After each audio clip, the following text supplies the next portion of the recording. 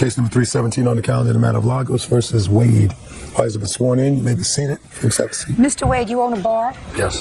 The plaintiff was a patron in that bar? Yes. You had an employee in that bar? Female employee? Yes. In what capacity did you employ this woman? The woman is in security. And according to Miss Lagos, this female security guard at your bar assaulted her without provocation.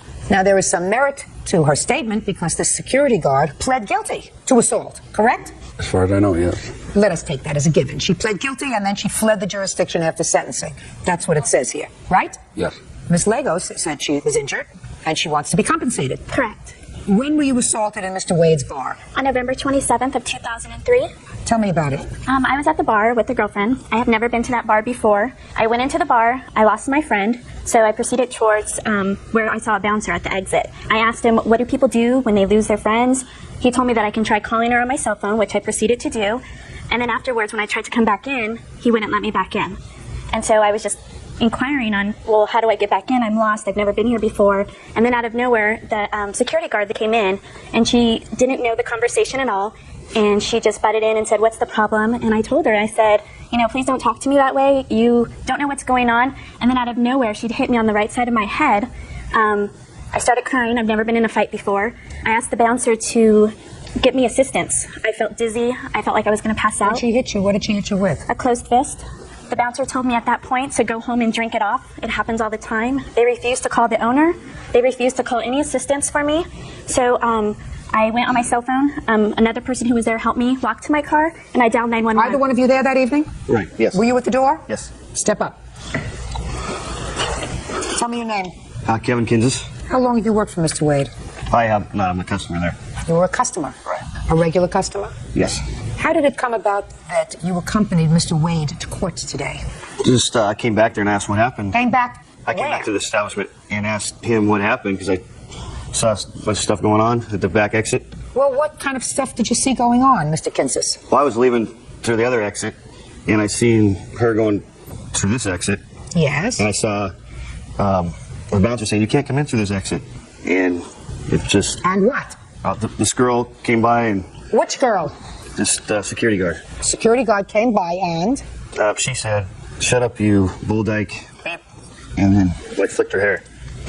What? Who said what to whom, sir? You're not being clear. I want you to be clear. The security guard. Security guard said to her. You cannot come in through here. Yes. And I heard, shut up, you bull dyke. Who said it? The security guard said it to her. To her. So the security guard cursed her. Right. And then hit her. Well, flicked her, not... hit her, just flicked her hair. And then what did you hear? That was it, I just left. So you didn't really, there really wasn't much of an incident? No. So what did you go find Mr. Wade for? I just asked him what happened that night. When did you ask him what happened that night? Probably a week later. Why would you even think about asking him what happened a week later, sir, if what you described to me was truthful, Mr. Kinsis, that nothing happened, somebody got their hair flicked? Why would that even stay in your mind, Mr. Kinsis? I just asked him what happened back there, and he told me. What did he tell you? That some girl tried getting into the exit, and, are you a witness? And I said, yes, I saw. What happened? Sit down. Aren't you sorry you made a fool of yourself? Yeah. Sit down. Right. Mr. Wade, Mr. Kinsis is sorry he made a fool of himself. I think he's scared. Now, were you hospitalized? No, I didn't have insurance at that Just time. listen to me. Answer my question. Were you hospitalized? No, ma'am. When for the first time did you seek medical assistance? The next morning. Do you have a report from a doctor? I do, ma'am. May I see it, please?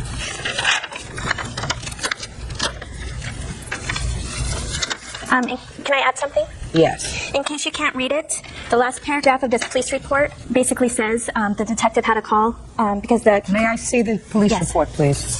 Here's the police report, and here's the last paragraph right here. Okay. Any medical follow-up? Yes, ma'am. Can I see it, please? Anything else you got? No, sir. I have the docket report. I don't know if you need that.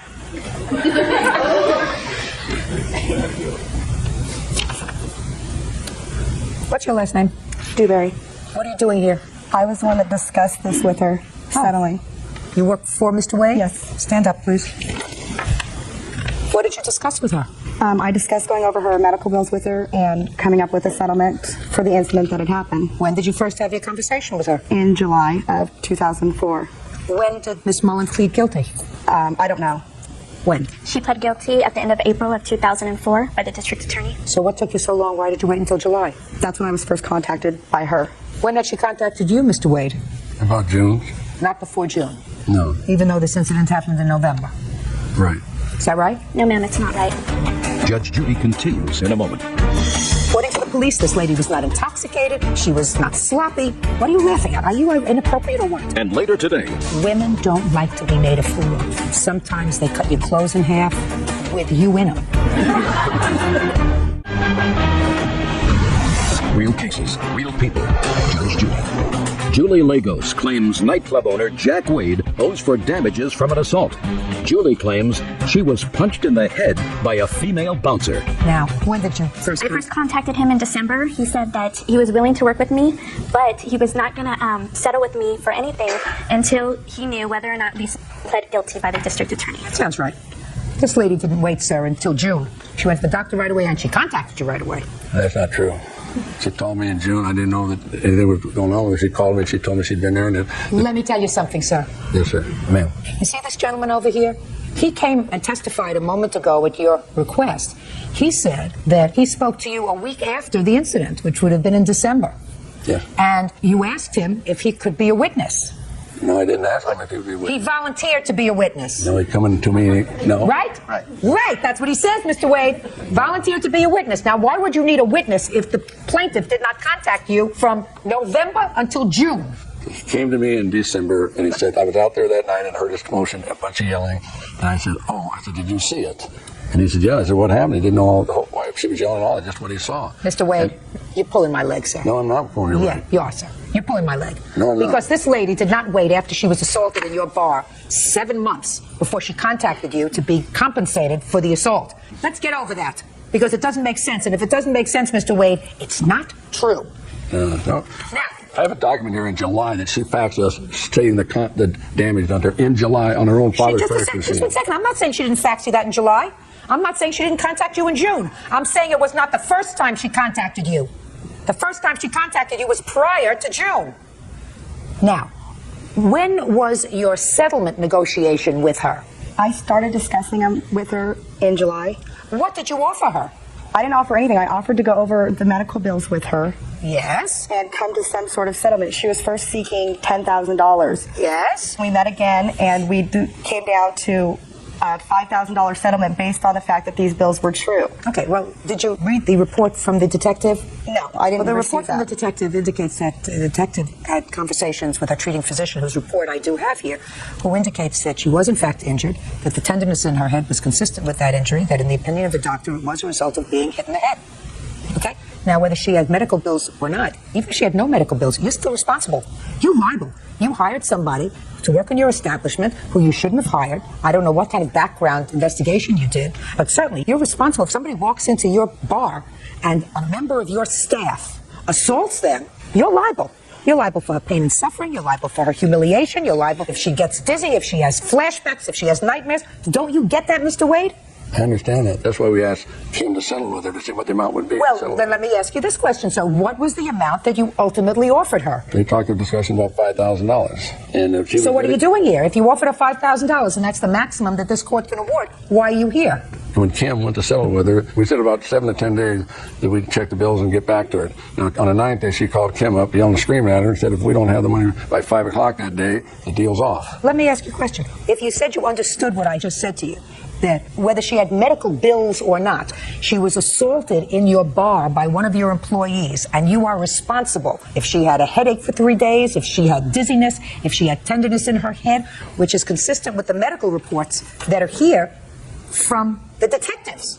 You're responsible. How long did it take you from July to get back to her? It was probably August when I was told that we probably, if he agreed to it, we'd settle in 7 to 10 days. On the 9th day, she called me and told me I better effing figure out a way to get her money tonight or I'd be sorry. Then she called me back again. So just a minute. So you told her you were going to settle with her in 7 to 10 days. On the 7th day, you didn't settle with her. Get her a Right. check. On the 8th day, you didn't settle with her. On the 9th day, you didn't call her. She called you. Okay. Yes. Now, can I say something? Sure. The 7th and 8th day was on a Saturday and Sunday. Then she shouldn't have said to her 7 to 10 days. She should have said 10 to 14 days. I didn't do that. You have a responsibility, Mr. Wade, that when you hire a security guard in your place of business, that you've done an appropriate background check.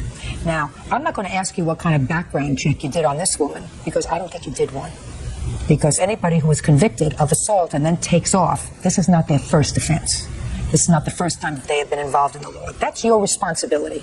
And if because of your dereliction, your responsibility to make sure that not only are your doors covered, that people don't sneak in, but that your patrons are safe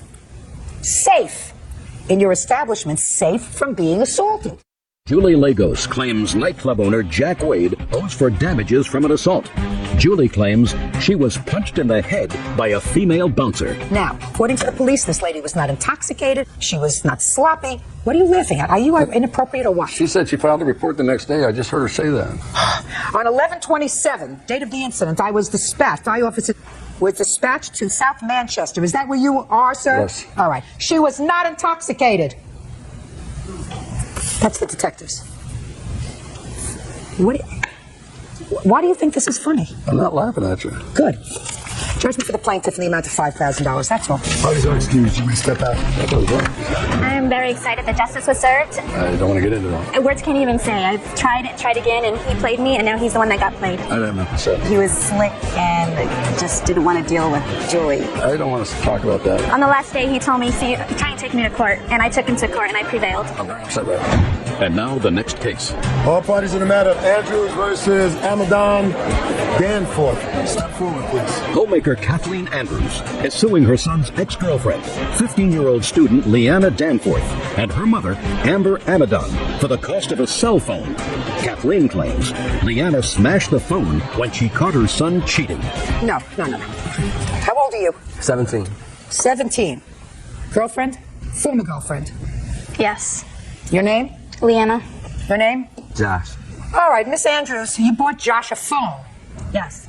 Leanna got angry with him because she found out, or she believes she found out, that he wasn't faithful in their relationship, and somehow the phone got broken, right? Yes. How'd you break the phone? I smashed it. And you want her to pay for the phone? Yes. And you say you don't have to pay for the phone because that's what he gets for cheating. Yes. Huh. You're suing on behalf of your son because he's 17. You're 17? 15. 15. Don't you all have better things to do with your time? How much was this telephone? $108. Josh, you go to high school? Yes. What time do you go to high school, Josh? 9 a.m. to 2:25 p.m. And what do you do at 2:25? I go home. What do you do when you get home? Whatever I'm doing that day. Like, do you ever have a job? Yeah, I go to work. That's what we're talking about, Josh. Where do you go to work? I work at Wendy's. How many hours a week? About 20. Do you have a new cell phone? No, Why not? I didn't buy one yet. But you're going to, Yes. right? Yes. With the money that you get from your job, right? Yes. Perfect. Then your mother's not out any money. Look, Miss Andrews, your son is 17 years old. You want Miss Amadon to be responsible for her 15-year-old daughter's hissy fit, right? Yes. She had a hissy fit because she got a text message on the phone from a girl, right? Right. Now, Miss Amadon, she didn't know anything about this hissy fit that her daughter pulled off, right? Right. I'm going to try to give you an analogy that probably is not a really very good analogy, but I'm going to run it up the flagpole anyway. Let's say, instead of having a hissy fit, Leanne, because the hissy fit is not right, took the phone, smashed it, right? Yes. Because maybe he didn't do the right thing socially, right? You have another friend that was text messaging you? Yes. Let's say one of these two teenagers gave the other a sexually transmitted disease. You think that either one of you mothers would be responsible for that? No. No. So why do you think Miss Amadon should be responsible for her daughter's hissy fit? Because the phone was in my name. And I got it so I could keep track of him, so I could call and check where he was going, who he was with, type deal. And He used it for other things too. I don't see Mrs. Amadon paying for her daughter's hissy fit. So you're going to buy yourself a new phone from your money at Wendy's, right? Yes. This is a very, very good lesson for you, Josh. Women don't like to be made a fool of. Sometimes they cut your clothes in half. with you in them. Sometimes they take bleach and they pour it all over the interior of your car. That's what women do. Right? Yes. Men don't react that way. You know, they just go out there and get dirty. Women think about how they're going to get even. So I want you to think about that next time you have a girlfriend and decide that while you have an exclusive girlfriend, you decide to be a non-exclusive. That's not saying you have to be exclusive. I think you should play the field until you're 40 if you want to. But if you decide to be exclusive and you're messing around, I want you to expect the unexpected. Always happen. Got it? Yes. Goodbye. Parties are excused. You may step out. Yes, this is case number 372 on the calendar, the matter of Renanda versus Norvell. Parties have been sworn in, Judge. You may be seated. Ladies, have a seat, please. Miss Renanda, your complaint alleges that Mr. Norvell's son burglarized your house, took some property that didn't belong to him, some knives, and some of your jewelry. The knives were returned. The jewelry, however, according to you, was not returned, and you want Mr. Norvell to compensate you for the jewelry. I was going to ask him if he ever got any of it back. Wait. Okay. Now, Mr. Norvell says that at first he agreed to compensate you for some of the jewelry, and he paid you some money. How much did you give her? I'm not exactly sure. I thought it was over, Your Honor.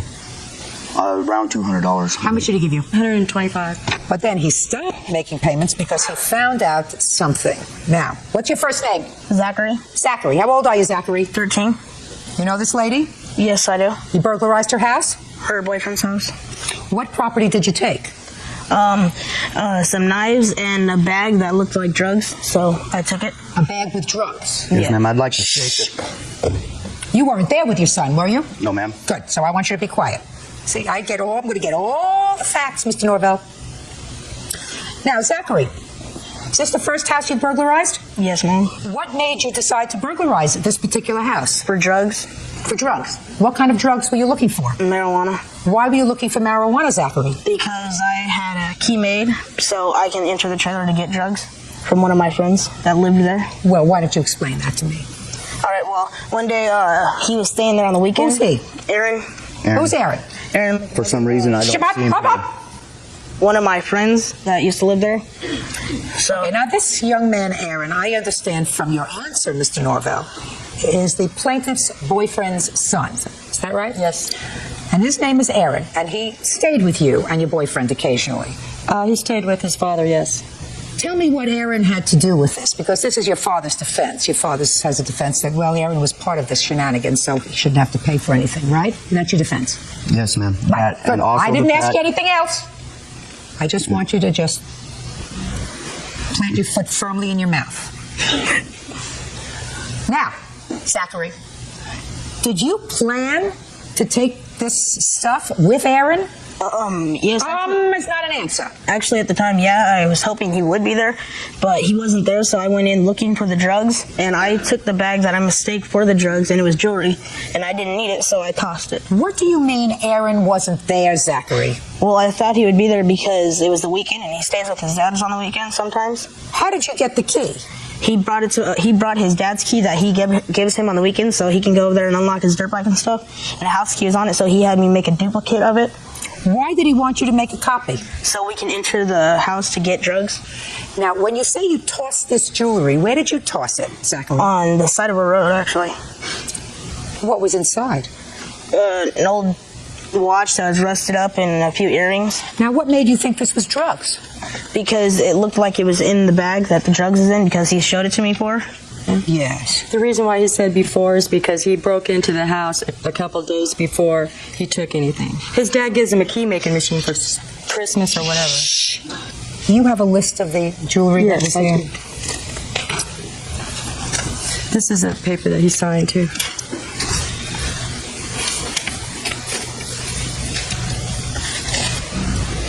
Okay. You signed this note? Yes, ma'am, I did that Okay, you before I signed- knew other things was going on. The answer is, yes, Your Honor, I signed this note agreeing to pay her $2,250 for the jewelry. Yes, ma'am. Now, at some point you decided that you weren't going to pay her for the jewelry, so you want to tell me why, sir? Because I found out the whole truth, I believe. Give me the truth, the whole truth, The sir, bl- as you understand it. The truth is that the 2 kids had a key made so they could enter to our trailer and find the drugs. And which I figured out that obviously there's other things going on over there other than just pot being there. And I am not going to give her money for the purpose of buying more drugs for her kids to have availability to. Plus, she told me that she had found part of the jewelry. Did you find any of the jewelry? What I found, I had 2 bags of jewelry in his wooden box that he keeps locked. Just answer my question. Did you find anything on this list? No. No, I didn't. Now, Mr. Norvell, I'm going to try to dissect what you say to me. You say that your son wasn't solely responsible. No, ma'am, not on his own. The intent was for both kids to enter the trailer. It was a joint thing for them both to have access to the trailer. Let me tell you something about being a criminal. Have you ever been arrested? Yes, ma'am, once I have. For what? For not appearing. Not appear. You don't get it. You mean somebody sent you an invitation, you chose not to come, they arrested you, spent 10 days in jail? Yes, ma'am, I was ticketed and didn't pay. Didn't show up to court. Didn't show up to court for what? For driving violation. Now listen to me very carefully. If you and Aaron were both arrested, and I found that, well, I think Aaron's a better kid than you are. Just because that's what I think. I think he gets better grades in school. I think that he tries harder. So I'm going to put you in jail for 3 years, and I'm only going to put him in jail for 1 year. Would that be fair? No, ma'am. Yeah, it would. There is nothing in the penal law, in the criminal law, in any state that says that 2 people convicted of the same crime have to get the same sentence. Blind justice doesn't mean stupid justice. Judge Judy continues in a moment. You better straighten them out, because when somebody starts walking the wrong path, and if their father is making excuses for them, you're going to go and visit him in big boys jail. And later today, I did tell her that I was married. Actually, what he said was that they were going through a divorce. And then I later found out about the domestic restraining order against him. real cases, real people. Judge Judy. Mary Renander says her former neighbor, 13-year-old Zachary Norvell, entered her home and stole jewelry. Zachary says he was looking to steal drugs. According to you, Aaron made a key so that you could go in and steal drugs, right? Yes. But you didn't go in there to steal drugs. You went in there and you stole knives and jewelry. Yes. I didn't ask you for anything. I'm sorry. And Aaron wasn't even there. Right? Yes. So I don't know what you're trying to teach your son, Mr. Norvell, but I'm telling you, you made an agreement, and you made an agreement with the plaintiff that she would not pursue the... Hey, do I look like I need your help? I'm sorry. She would not call the police and have your son arrested, which is something I'm sure you didn't want. And the condition of her giving up that right that she has was for you, and hopefully your son, making restitution to her. And the fact that later you had second thoughts because Aaron was also partially responsible, you're absolutely right. Sue Aaron! That's right. Why would I give her money for drugs for kids to have? Listen to me. Listen to me. Sue Aaron for what you think Aaron's share should be in this $2,250. Bring the case before me. Maybe you'll get a positive result. But as it relates to the victim, you pay what you agreed to pay. You have a contract with her. She gave up a right, and you have a son who has to be taught a lesson. What kind of a lesson did you teach him, Mr. Norvell? Actually, he had to work around the house and do some extra chores, and he was grounded for some time. Well, that sounds like a plan. I'm deducting from the $2,250 the $125 that was paid, leaving $1,000. And what about the jewelry that was found, Your Honor? I don't believe she found any, and you can't prove that she found any. She did. And my daughter's a witness that she found some. It's a lie. I did not. Yes, you told me that you had found some of the jewelry jewelry. that he took was my dead mother's. Listen to me. I don't want to hear anymore. $2,125. Is this the first time you were arrested? Yes. Actually, I was arrested more than once for this. Tell me what happened when you were arrested. Well, they came to my house and they took me down to the police station and put handcuffs on me. Really? Did you like that? No. And when were you arrested again? Can't remember when it was, but I know I was arrested more than once. How old are you? 13. You're age 13 and you've been arrested more than once? You can't remember? And you can't remember what it was for? City Market. What do you mean City Market? He was in trouble because he stole something from City Market, and that's why they asked me not to call the police because he was already in trouble. and the laundromat. Were you arrested before for stealing at a city market? No, I was not arrested for that. Were you taken into custody? That was actually the time that he was arrested. He wasn't arrested for this other incident. Looks are very deceiving. Mr. Norvell, I think that your son is barking up the wrong path, sir. Yes, ma'am. You better straighten him out. Because when somebody starts walking the wrong path, and if their father is making excuses for them, you're going to go and visit him in big boys jail. Your Honor, I'm not. Listen. the next day I asked him if he would, next time he felt like breaking into somebody's house, if he would call me and I'll come pick him up and we'll go to Dairy Queen or something. He called me the very next day. And I picked him up and we went and had dinner, and just so he wouldn't go break into another place, you know?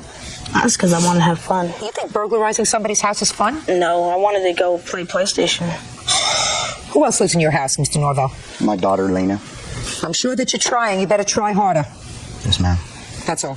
How does that seem? You may step out. I cleaned up my act and I don't do drugs no more. He went and bought drugs with the knives that he got out of the house. I just don't want to give no money out to a person that's going to make drugs available to kids. Zach doesn't realize what he's taking from me, and his dad doesn't give what he does. There's something going on there that the kids even know that there's drugs there. He's left alone all the time. I mean, that's why Zach goes and breaks into places. Grounded him, and and I've actually got him in treatment right now because of it. Zach doesn't realize what he took from me, and I wanted Zach to know. And now the next case. All parties in the matter of Patron versus Benson. Step forward, please. Technical writer Louis Piccone is suing his ex-girlfriend, nurse Frances Benson, for a series of loans when she was short on money. Frances says Louis never told her he was married. Mr. Piccone, you were separated from your wife for a brief period of time. And you were separated because there was evidently some sort of an altercation. She had a restraining order against you. Is that right? Yes. And because you probably couldn't be alone for very long, you hooked up with Miss Benson. Yes. But you didn't tell Miss Benson about this brief interlude from your wife right away. In any event, Miss Benson was new to the neighborhood, had a few financial problems, and according to you, you made 3 loans to her, totaling $1,200. Then you and your wife reconciled. That's correct. And now you want your money back. Miss Benson says she was your girlfriend. She didn't have a lot of money. She was recently moved to the area. Where were you from? Texas. And you do what most boyfriends do. You helped her out, gave her money, and she was very appreciative. It wasn't until after you went back to your wife that you wanted the money back. Okay. Correct. Did he tell you he was married? No, ma'am, he did not. Was he wearing his wedding ring? No, ma'am, he was not. What?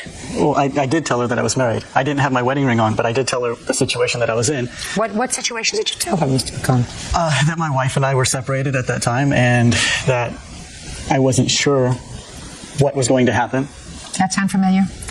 Actually, what he said was that they were going through a divorce. And then I later found out about the domestic restraining order against him. Why don't you tell me about the loans that you're suing for, Mr. Piccone? 2.5 weeks or so after I met her, she had made a statement that she wasn't sure if she was going to be able to go out with us. And I pressed a little bit, and it turned out that she was worried because she didn't have enough money. And so I said, well, I can lend you $100, and you can pay me back when you get paid. She's an RN, so I figured she makes pretty good money. She can pay me back, at her next paycheck. Then the following week, the same type of scenario. So I gave her another $100 in. I said, you pay me back on your next payday. When her payday came around, which was October 4th, then she sent me text messages and says, please don't talk to me about this. I'm embarrassed, but I need about $1,000 to get my head above water because I wrote some hot checks before I left Texas. And so later that night, I went over there and talked to her. I had the cash on me, so I gave her $1,000. What did you say to her, and what did she say to you? She explained that she was just behind and that her family was... What behind and what, Mr. Piccone? With the hot checks, and she said that nobody... Explain the hot checks. I'm sure that you asked her for more of an explanation than just hot checks. Actually, I didn't. I didn't ask what the hot checks were for. I just took her word for it. She was a very nice person. I mean, I didn't have any reason to suspect her of lying or anything otherwise. I mean, I had always thought she was really just an upfront, nice person. Who are you? I'm his cousin, and I went out with him that night, and I also... He asked me whether or not it was a good idea if he should loan this girl the money. And I told him that he knows her best. And you mean you're talking about the $1,000? Yes, the $1,000. And I told him he knows her best, and if he thought it was a good idea, he might as well go ahead and do it. And do you remember when that was, sir? the beginning of October. When did Mr. Picone go back to his wife? Mr. Piccone went back to his wife towards the end of October. When did you tell Miss Benson that you were going back to your wife? I don't think I ever did. We had stopped communicating by the time that I ended up back with him. Why? Well, because she told me to F off in so many words on the text.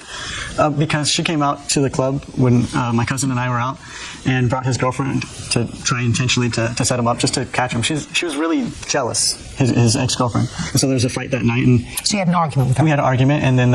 Okay. Okay, Miss Benson, go ahead. I had asked him, I said, I am having some financial problems. He was wondering why I was upset. I told him I needed around $1,000, and he gave me the $1,000, and I expected that it was a gift. What kind of financial problems were you having, Miss Benson? Well, you're a nurse, aren't you? Yes, ma'am. Why should you have such terrible financial problems? Because I help my family back home in Texas. Oh, that's not a reason. That's baloney. Well, it's the truth. No. You don't borrow from strangers so you can help your family. No, I didn't borrow the $1,000 from him. You don't take money from strangers so you can support your family back in Texas. What's wrong with your family? I just have my grandmother. That's all I have. So, if that's all you have, explain to me why you left Texas and your grandmother.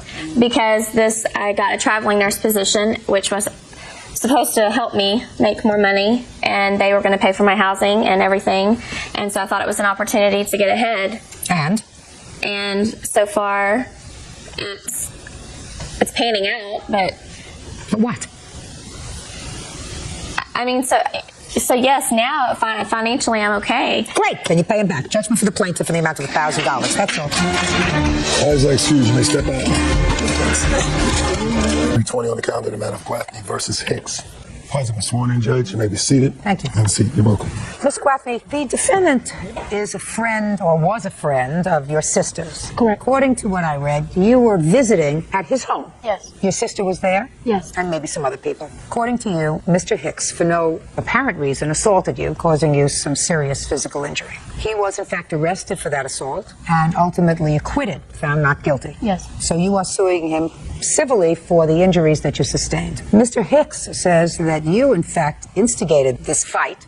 You hit him. You had been drinking. He is counterclaiming. He wants money for the cost of defending his criminal case, as well as damage to his door that he claims that you caused. Is that right, sir? Yes, ma'am. Okay. When had you gone over to Mr. Hicks's home? October 24th, 2003. What time? Probably about 7, 8 o'clock. In the evening? Yes. Who did you go over with? With my daughter. How old is your daughter? She was 1 at the time. And where was your sister? She was catching a cab over there. She was on her way over with her 2 children. What were you going to do at Mr. Hicks's home? Just getting out of the house that I was staying in. We was going over there to kick it, have fun. Had Mr. Hicks invited you to come over? Yes, he did. Is that right? Yes.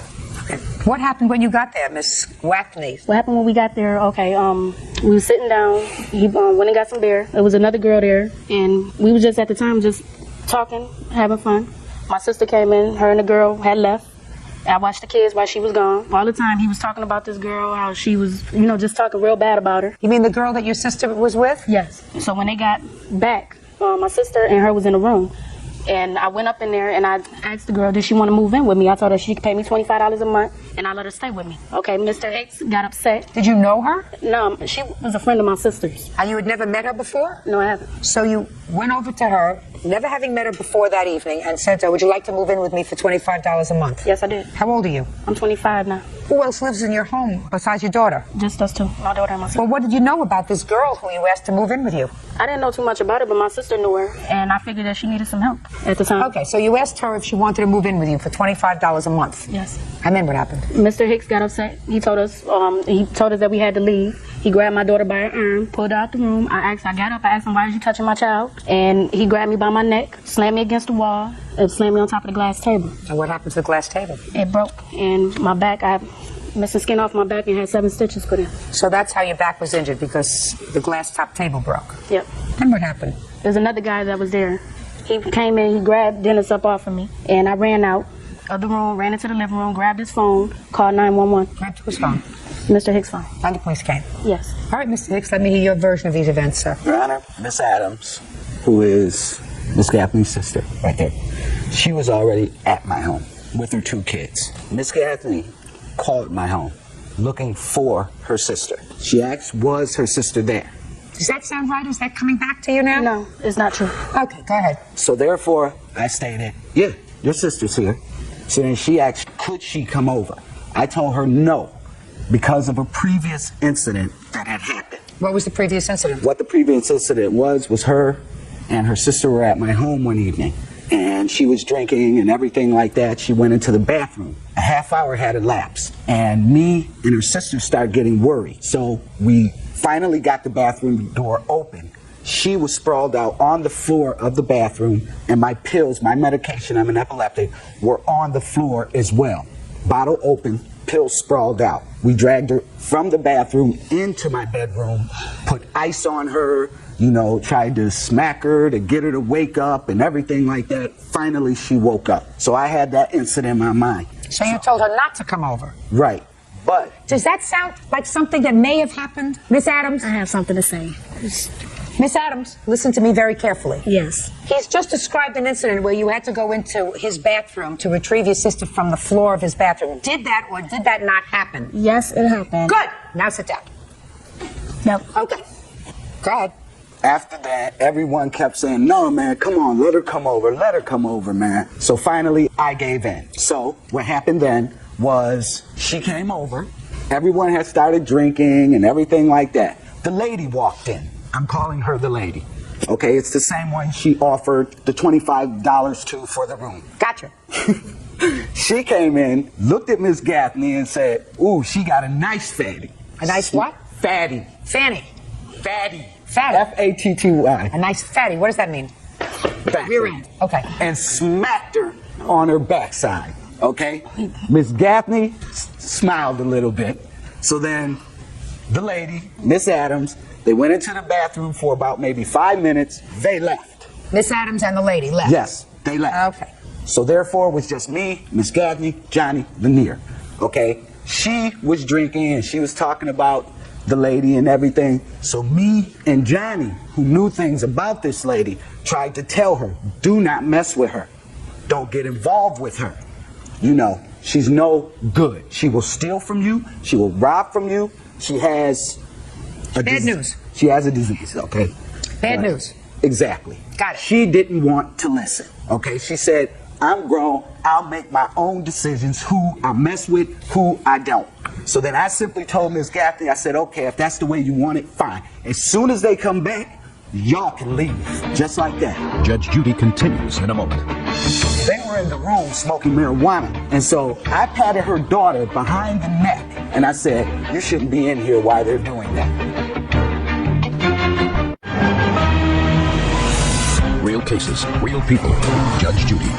Tanya Gaffney says her sister's former friend, Dennis Hicks, body slammed her on top of a glass table.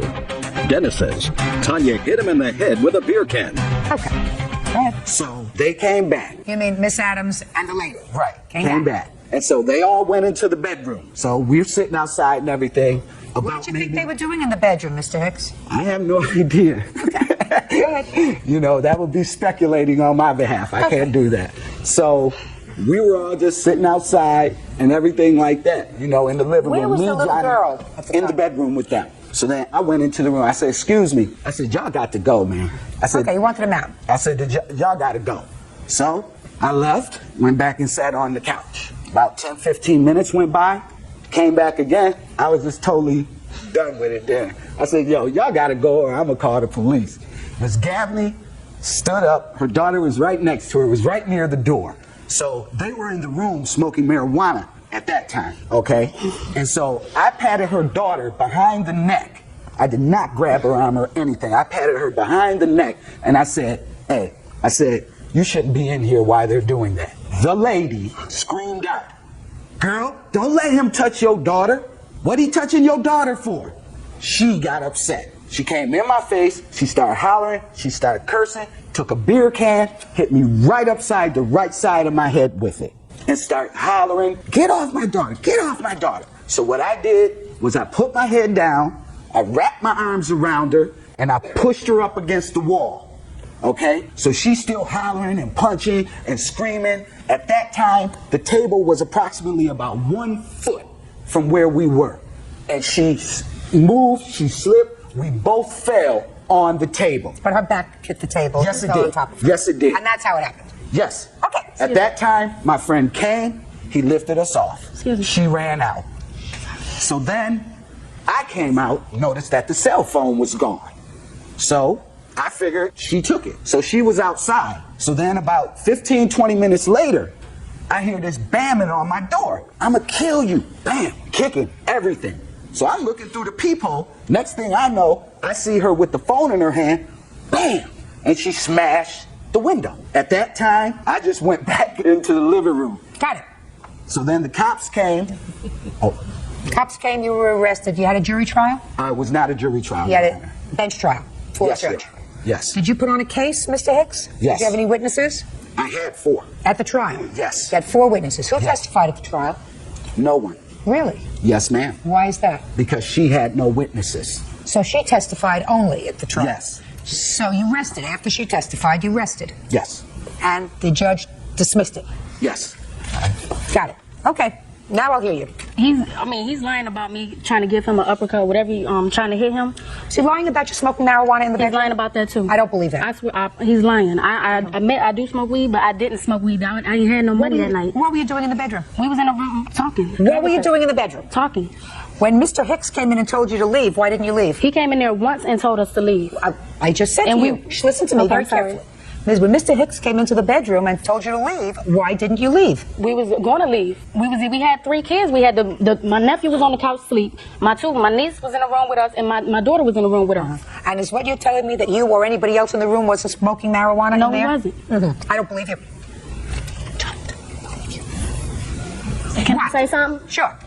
Okay, now, he is lying about all that, Judge Judy, because he came in the room and he said, he grabs her daughter by her arm and was like, get out, you gotta get out, like that, right? So he came in the room, they got to arguing because he grabbed her daughter. So they got to arguing, and he just took his hand and put it around my sister's neck like this, threw her against the wall like this, and threw it down on the table. And that's what happened. And I tried to help my sister, but I couldn't because he's strong. He's very strong, and I couldn't help my sister just because. You should have left when he told you to leave.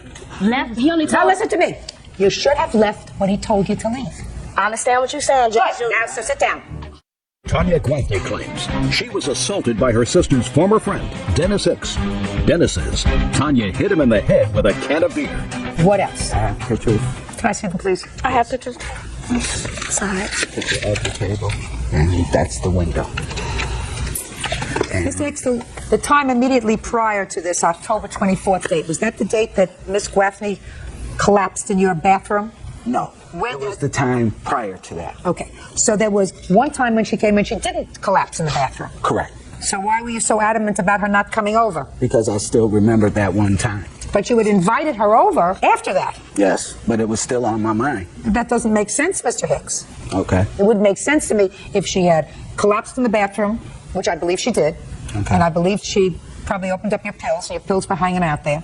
Okay. And I can understand you saying, I don't want her to come back, because that I believe that happened. Do you understand? Yes. And where was your daughter when you collapsed in the bathroom? Was she asleep? I think she probably was asleep at the time. What makes you think that age 25 you can subject your daughter to that kind of behavior? Well, see, at the time I was suffering. I suffered from depression and stuff. You think that alcohol's going to make you feel better? No, that's why I was getting help for it. You were getting help? Were you getting medication? Taking medication? I was getting help for it. Do you believe you acted appropriately on the 24th of October? Yes, because I didn't put my hands on him. I didn't touch him. I asked you a question. Do you believe you acted appropriately on the 24th of October? In the incident, yes, I do. You were there, according to you, 7 or 8 o'clock, and you were drinking, and everybody else there was drinking. Is that right? Yes. Is that an appropriate situation for your daughter, who had already been involved in one drinking incident with you? No, it's not. So I'm going to ask you again. Do you think you acted appropriately that evening? No. Me neither. You got into an argument with him. You got into a fight, whether he pushed you, whether you were tussling around, whether you fell, told you to leave. You didn't leave. You probably... He only asked me to leave once, Judge Judy. So what? And we was about to leave. He came in the room and he assaulted me. No, I don't think he assaulted you. I don't think he assaulted you without provocation. Can I show you something? Sure. You can show me anything you like. This is his arresting booking sheet. At the top, he was violent with the officers. And my doctor's statement, I have pictures also.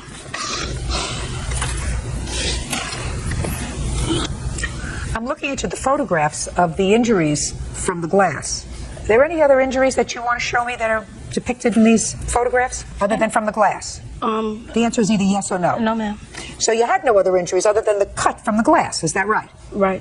And you told the police that he punched you? Where did he punch you? Where did he punch you? I don't know. And that he kicked you about the body. Where did he kick you? I don't know. That doesn't show up in any of the photographs. I don't know. There is no evidence on any of the photographs that you've shown me of any punching, any kicking, nothing. The only thing that there is evidence of is that you fell into a table and your back was cut. I didn't fall. Oh, yeah, you fell. He fell on top of you. Whether If he fell on top of me with his hands around me, he would have had cuts too. He didn't have no cuts, no injuries on him. Listen to me. You have no case. You were an invited guest into his house. He told you to leave. He didn't like what was going on in the bedroom with you 3 girls with 3 little children in there. I don't believe that he assaulted your child, which is what you are suggesting, that he grabbed your child. I believe he got angry. I believe that you were a little looped, which you shouldn't do. And I don't know what kind of medication you're taking for depression, but if you're taking any medication for depression and you couple that with alcohol, that is not a good combination. You have a year-old child, and your responsibility is to take care of a year-old child, not to do stupid things like inviting a stranger to come and live with you for $25 a month. You have to start using your noodle if you have a child that you're supposed to be taking care of. And Mr. Hicks, to be honest with you, I am not impressed with your counterclaim against the plaintiff. Your counterclaim against the plaintiff wants damages as a result of her having you unlawfully arrested. And the truth of the matter is, she was injured. Her perception of it, no matter how drunk she might have been that evening or how high she might have been that evening, was that she was injured. And you were responsible. You should not have invited her over to your house, sir. She had already indicated to you on one occasion that she couldn't hold her alcohol. She was there with a child. According to you, 2 times previously, she had gotten into your pills in the bathroom. She collapsed. What do you need that for? Not smart, sir. The incident that occurred here was unfortunate. She was injured. She was critically injured. She had a couple of stitches in her back because the table broke. I don't know what evidence was produced before the judge at the trial, but certainly the judge was unimpressed with Miss Wackney's story. I am too. I don't think it happened that way. I don't even think you remember what happened in any event. I'm dismissing your claim. And Mr. Hicks, think twice before you bring children into your house in circumstances where their parents can't control their alcohol. That's it, sir. Your counterclaim is dismissed. That's I mean the $47 for the window. That's it. Excuse me. Broussard versus Alessandro. Has been sworn in. You may be seated. Have a seat, man. Mr. Broussard, this young lady used to be your landlord. Yes. And according to your complaint, she embarked upon a course of conduct of harassment, filing false restraining orders against you, ultimately evicting you from the place where you had lived for some period of time. You want to be compensated for that. Mm-hmm. And Ms. D'Alessandro said everything that she said was in her applications were true, and you were a terrible tenant. You also have a claim against her for slander. You say that when you ultimately applied to other apartments to rent, and they called her to verify your tenancy, she said bad things about you, so it made it virtually impossible for you to get another apartment. That's correct. Now, I gather, Mr. Broussard, that you lived in this house. It was a house? She lived in a house up front. I lived in an apartment in the back. And you had lived there prior to Miss D'Alessandro moving in because a relative of hers owned the house, and you were the relative's tenant. Right. Who was the relative? My mother. And what was her name? Loretta Wallace. When did you first move into this apartment in the back? It was approximately 7 years ago. Did Loretta Wallace ever bring eviction proceedings against you? Never. When for the first time did you file notice to quit or pay against the plaintiff? That would have been in early October 2003. What happened? After I had received title to the house, or during the time the transfer was going on, I was in the process of sort of getting my ducks in a row to start making renovations on the apartment building. What apartment building? There's the house in the front is where I live. There's a 3-unit apartment building at the rear of the property.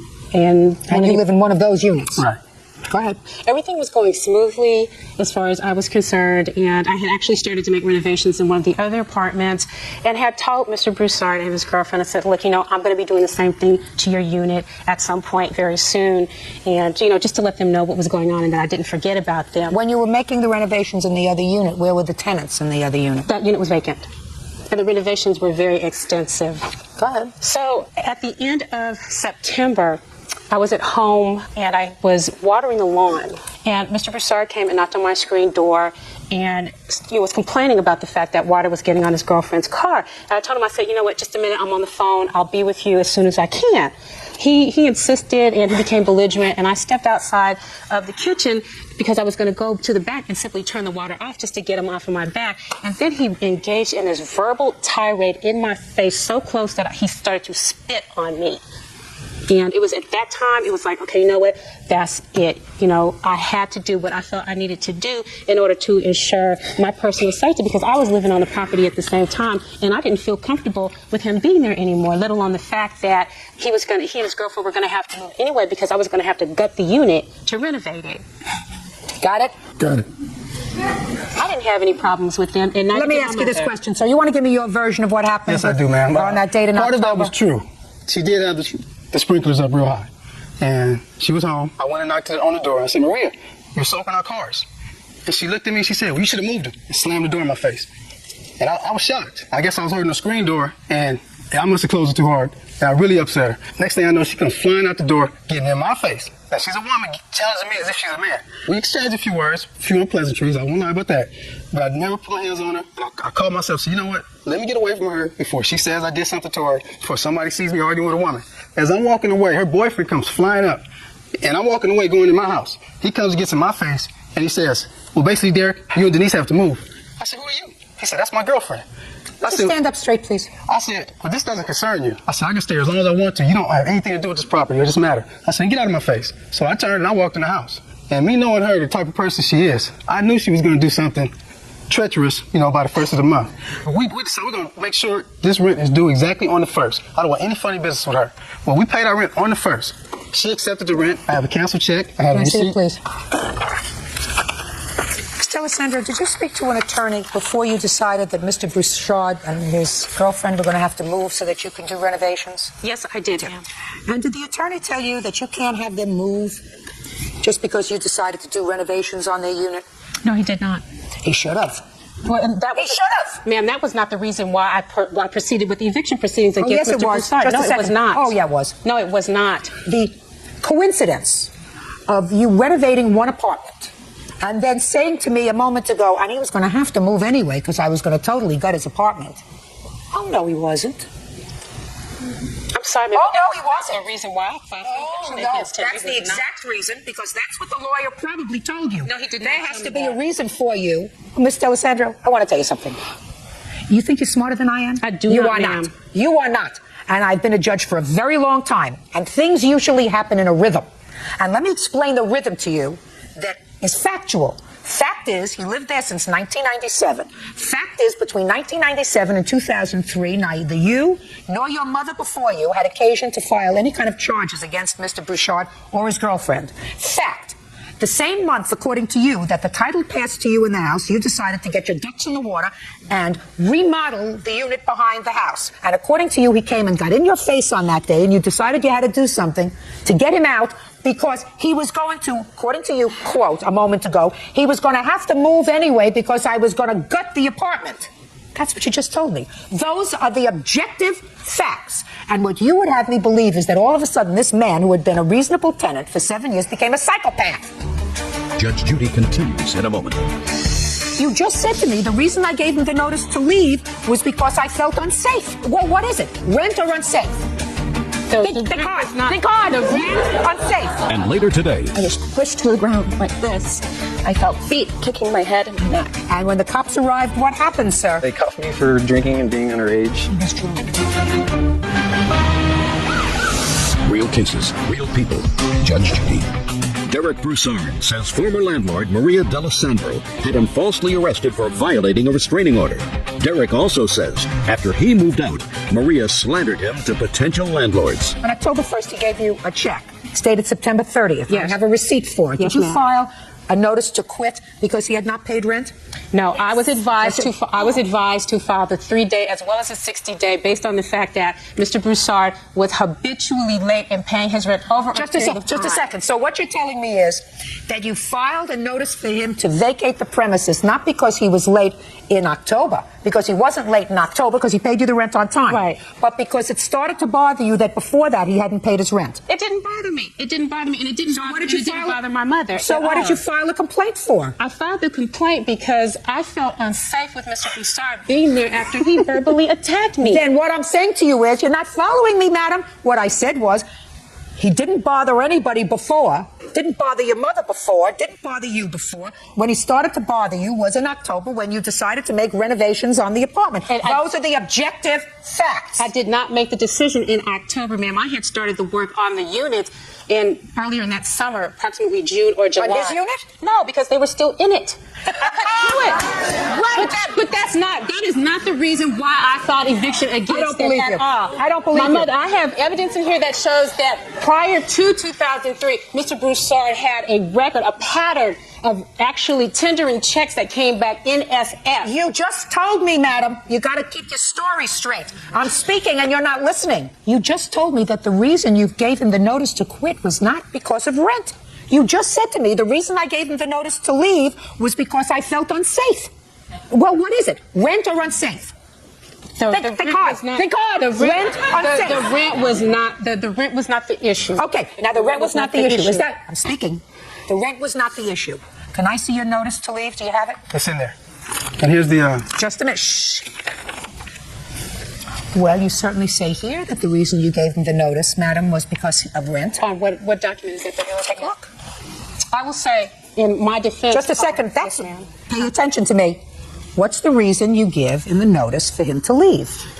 The attorney's office filed this on October the 15th. They made an error, and I have a note in here that verifies that. Give it to me. The note? No, give me the papers back. Detainer. Give me the papers back. The attorney's office acknowledged that they filed the unlawful detainer in error. When did you file your application for a protective order?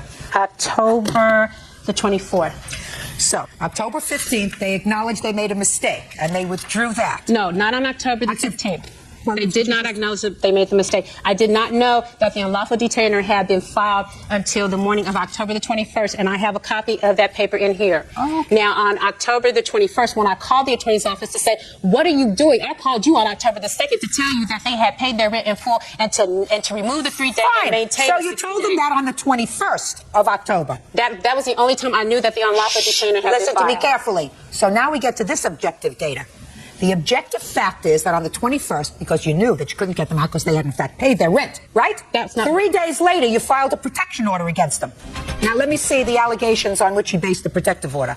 Let me see it. Restraining order. Is that what you asked? I want to see the underlying allegations where she filed for a protective order. Underlying allegations. Can I see it, please? Description of the conduct. October 2nd, defendant observed plaintiff banging loudly on her back door. Garbage left in the area surrounding plaintiff's residence, and the defendant observed burning rubber in the driveway. October 3rd, he called you a name. October 17th, broken beer bottles left in front of her garage. So all of these things happened, and you filed this 3 days after you told the lawyer you better withdraw that because he paid his rent. That's because I was hoping he was just going to leave me alone. Madam, you are full of baloney. No, I believe that the reason you got him out and the reason you filed for a violation is because there was no other way to get him out. He had been a tenant. He'd been a tenant for 7 years. You wanted to renovate those 3 apartments, and the only way to get him out was to have him arrested, which is what you did. Judgment for the plaintiff, and the amount requested $5,000. That's not the reason why. Congratulations, you got your money. Good, you got you some money now. I was trying to get over it, or something inside of me told me, don't let her get away with this. It's breaking beer bottles. Okay, so what? I cleaned it up. 38 years, been a law-abiding citizen, and for her just to say, take him away, like a piece of meat. It's a lot more pleasant place to live now. She's had ex-boyfriends vandalize her property, so she felt like she could blame it all on me. He can move on. I've moved on. Oh, man, I'm so happy. I love Judge Judy. And now the next case. Parties in the matter of Ward versus Ortega. Step forward, please. Office manager Kelly Ward is suing fellow concertgoer, 19-year-old student Filiberto Ortega, for falling on top of her during a show. Kelly says a drunken Filiberto gave her whiplash. Miss Ward, you went to a concert, a musical concert? Yes, I did. And Mr. Ortega was also a guest at that concert, paying custom. Don't get smart with me, sir. Is your claim that Mr. Ortega got drunk? Mm-hmm. While he was drunk, he fell on top of you and injured you. Correct. You want to be compensated for your medical bills and for your pain and suffering. Yes. And Mr. Ortega said that that's what happens when you go to a concert. He doesn't think that you were injured. He was drinking that night, but he doesn't think that he was so drunk that his falling on top of you, which he hardly remembers, was as a result of his being intoxicated. Is that right, sir? I'll admit I was wrong for drinking that night, and I learned my lesson. Definitely learned my lesson. Well, let's start with Miss Ward. What concert was it? It was a Dave Matthews concert on October 5th. And tell me exactly what happened. Well, I can tell you what I remember. My witness can kind of finish it up for me. Her and I were sitting in our seats at the time. She was on the end. I was sitting right next to her. All of a sudden, all I knew, I felt something in the back of my head. I was pushed to the ground like this.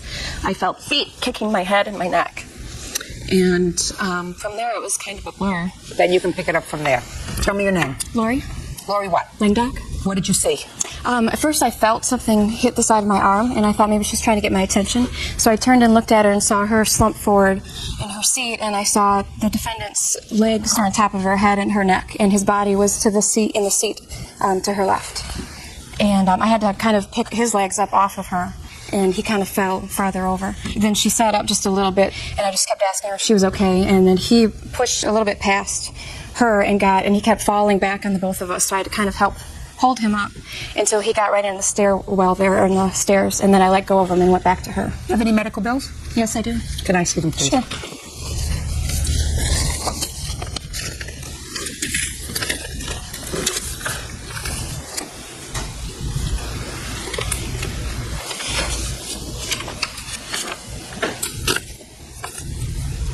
Okay, I'll hear you. Do I start? I really don't know where to start. Start when you arrived at the concert, sir. Right at the concert, Who brought you? we actually walked to the concert from a friend's house of mine. Had you been drinking before you got to the concert? Yes, ma'am. What were you drinking? Vodka. Tell me what happened to Miss Ward. I fell over like a couple of rows of people, and I was unaware that I heard her that bad. Cops rolled up, and that's the day the music died for me. So. What do you mean the day the music died for you? What does that mean? It's a reference to a song. What happened to you, Mr. Ortega? What happened to me? I fell. It's And when the cops arrived, what happened, sir? They cuffed me for drinking and being underage. I got in trouble for resisting arrest, and that's all pending right now, so I don't know if I can really talk about it, but... No, you shouldn't, because you behaved badly. May I say something, Sure. Your Honor? When we came back, he was actually passed out in his seat at that time. He was drunk. Yeah. I couldn't control myself, and I apologize if I hurt you. Well, I'm glad you said that, sir, so that I don't have to scream and yell at you and make you appear foolish, which, believe me, if there's anybody who knows how to do that, I am a pro. May I also mention one other thing? At this time, I'm unable to lift my 3-year-old daughter. I'm unable to lift a basket of clothes, my 5-pound cat. So, all as a result of being stupid. And I don't know how long this is going to last. You know, I have a 6-month record for chiropractic, but I could go past that. Did you see this chiropractor before this No, incident? I've never seen a chiropractor before. Judgment for the plaintiff, as requested. I've calculated your expenses, and they will amount to almost $4,000 by the time you're finished. Your request is for $5,000. It's more than reasonable. Judgment for the plaintiff in the amount of $5,000. Thank you. Thank you. Parties have been sworn in. You may be seated. Folks, have a seat. Miss Bankston, who are these people? This is April Holgren's daughter and my fiance, Randy. And who is this? It's my fiance, Tara Harris. Everybody brings a fiance. What do they have to do with this case? Anything? She's seen some stuff and heard some stuff. Other than that, it's been it. Okay. According to what I read, Miss Bankston, he used to be a friend of yours or a boyfriend of yours? He used to live with me. Live with you as a boyfriend? Yes, ma'am. And then he went to jail? No, ma'am. He lived with me after he came out of jail. What year did you go to jail, sir? In January '92. And how old was April in 1992? 7. Who did she live with? When I was in jail, she was living with my mom and my dad. What happened with that? They died. When did they die? In '96, my dad died, and in '98, my mom died. What happened in 1998? She went to live with a friend of mine for a little while, and her mother come got her. After that, Mary went and got her out of a motel room. How old was she at the time, Miss Bankston? She was 13 when I took her. How did you find her in a motel room? She called me and told me she wanted something. She hadn't eaten in a few days, and I took her something to eat. And when I got to the motel, it was a bad place for her to be. And so I took her with me, and I raised her until he got out. When did you get out? In 2001, October 2001. Were you in communication with Miss Bankston while your daughter was living with her? Yes, ma'am. And what did you tell her in this communication? Told her I appreciated everything she was done for her. Who was supporting her at the time she was living with you? I was. When you got out of jail, Mr. Holgren, where did you go? I moved in with Mary. Mary and your daughter. Yes, ma'am. Did you go to work? Yes, ma'am. Did you start supporting the household? I was doing my share, ma'am. What was he paying for? He was paying like the electric bills, and I paid the house payment because it was my house before he came along, and he paid the electric bill and things like that. He was pulling his weight as long as he lived there. Yes, ma'am. Did you ever ask Miss Bankstrom how much she spent on your daughter while you were incarcerated? No. Why not? I don't have any idea why I didn't. Well, this lawsuit's very simple. It said that at some point you used her credit card after you got out of jail while you were living with her. You used her credit card. You told her you would pay for the bills on her credit card, and you didn't. And you owe her some money, $1,100. Right. So? She got me some credit cards off her account, and went and ate on them and done some stuff on them. I took my boy to a World Series, Little League World Series up in Oklahoma on a gas card, and other than that, I was paying them until I left. And so what happened when you left? I don't know, it wasn't a good scene. Did you leave with your daughter or without your daughter? I left without my daughter. So you left your daughter there? No, she wasn't living there at the time. Where was she living? Living in another place. Where was she living? She was living with another friend of ours. Why? Her and her father did not get along, so she moved out of the house. Okay. Can I see the charges that he made? Yes, ma'am. Thank you. Would you like all the evidence? Sure.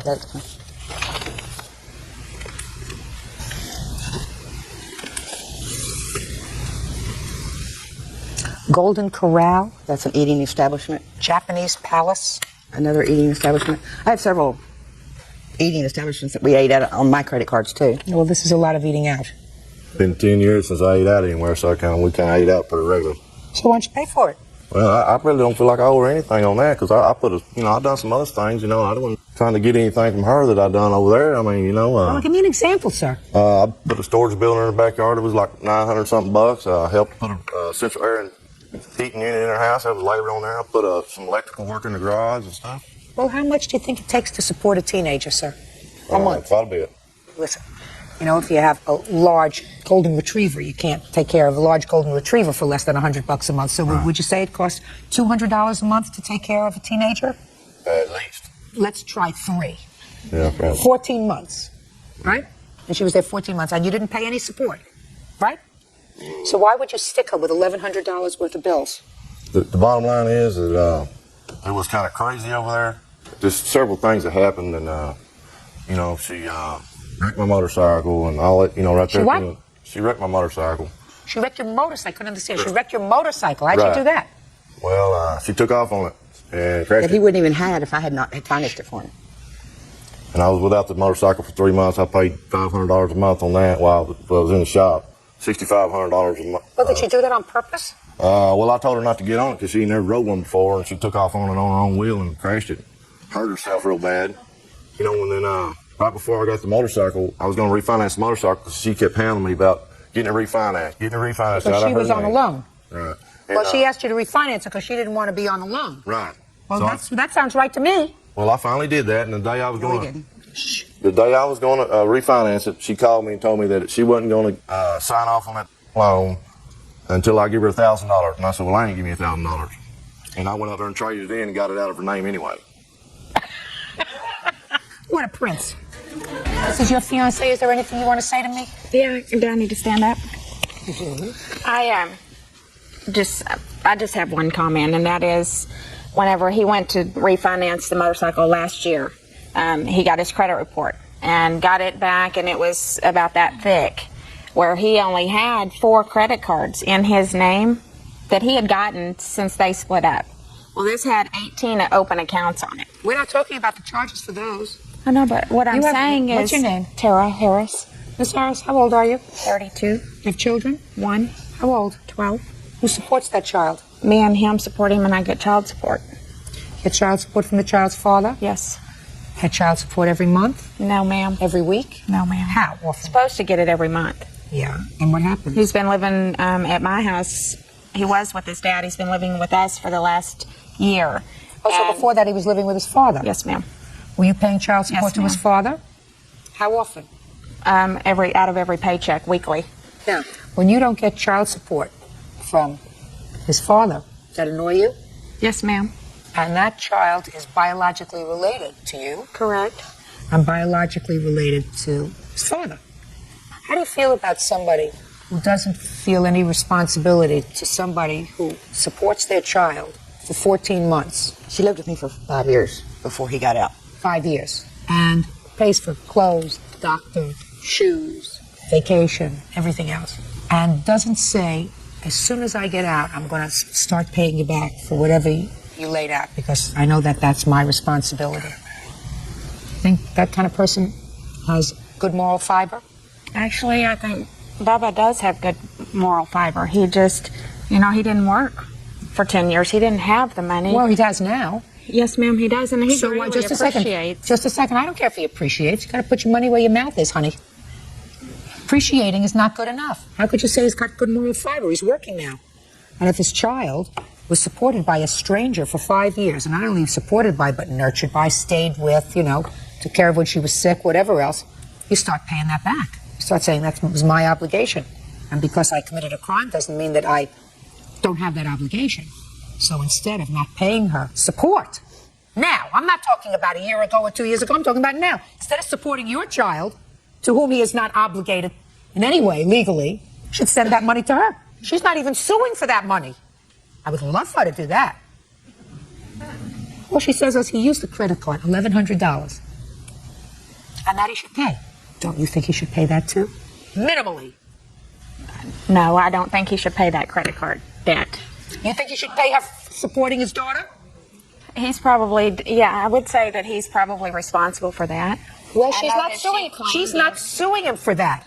She says, I took that responsibility on myself, and I'm not even going to pursue that. I just want what he's supposed to pay me on the credit card when he left. You get my drift. Yes, ma'am. Good. Judgment for the plaintiff in the amount of $1,100. That's all. You may step out. I felt he can buy other things. He can buy a new Harley, but he couldn't pay me $1,100 for credit card bills when he charged up. He'll go for it. I mean, I don't know what I've done. She wouldn't have been here. I don't know what she'd do, He has somebody else. I have somebody else. We're friends. We have a daughter together. I'm just glad she's gonna get paid, so I don't have to hear him argue anymore. I will never put nobody on my credit cards ever again. And now the next case.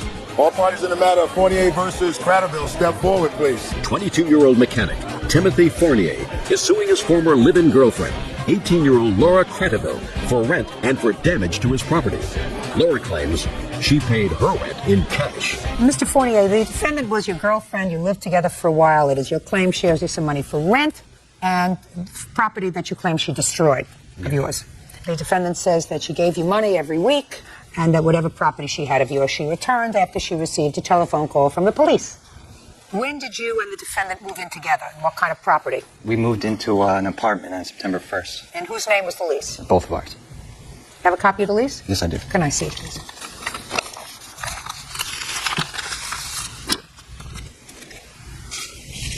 Mr. Fournier, does your hand always shake or do I make you a little nervous? A little both. No, I just make you nervous. Don't be nervous. It's a Tuesday. I don't do anything really bizarre to litigants until Friday. Judge Judy continues in a moment. I had a very big loan on a truck. What happened is it was taken and burned. No, that's not true. He took it. You pled guilty to burning the truck? Yeah, well, yeah. Real cases, real people. Judge Judy. Timothy Fournier says his ex-girlfriend Laura Cratterville owes for rent and for breaking his PlayStation 2. All right, so tell me how much money she owes you and from what? I have her owing half the security deposit and the first and second month's rent that she had never paid me for. And that came up to... Well, did you get the security deposit back? No, because of the damages that she had made to the house. Did you pay any of the rent? Your Honor, the agreement was I'd give him $100 a week, and from the date we moved in until the date we left, I'd given him $100 every week except the last week I gave him $60. Is that right? No. Well, how much did she give you? $15, $20 here for odds and ends. Well, did you keep a record of what she gave you? Of what she gave me, no. Well, how am I supposed to figure that out, Mr. Fournier? I have no idea.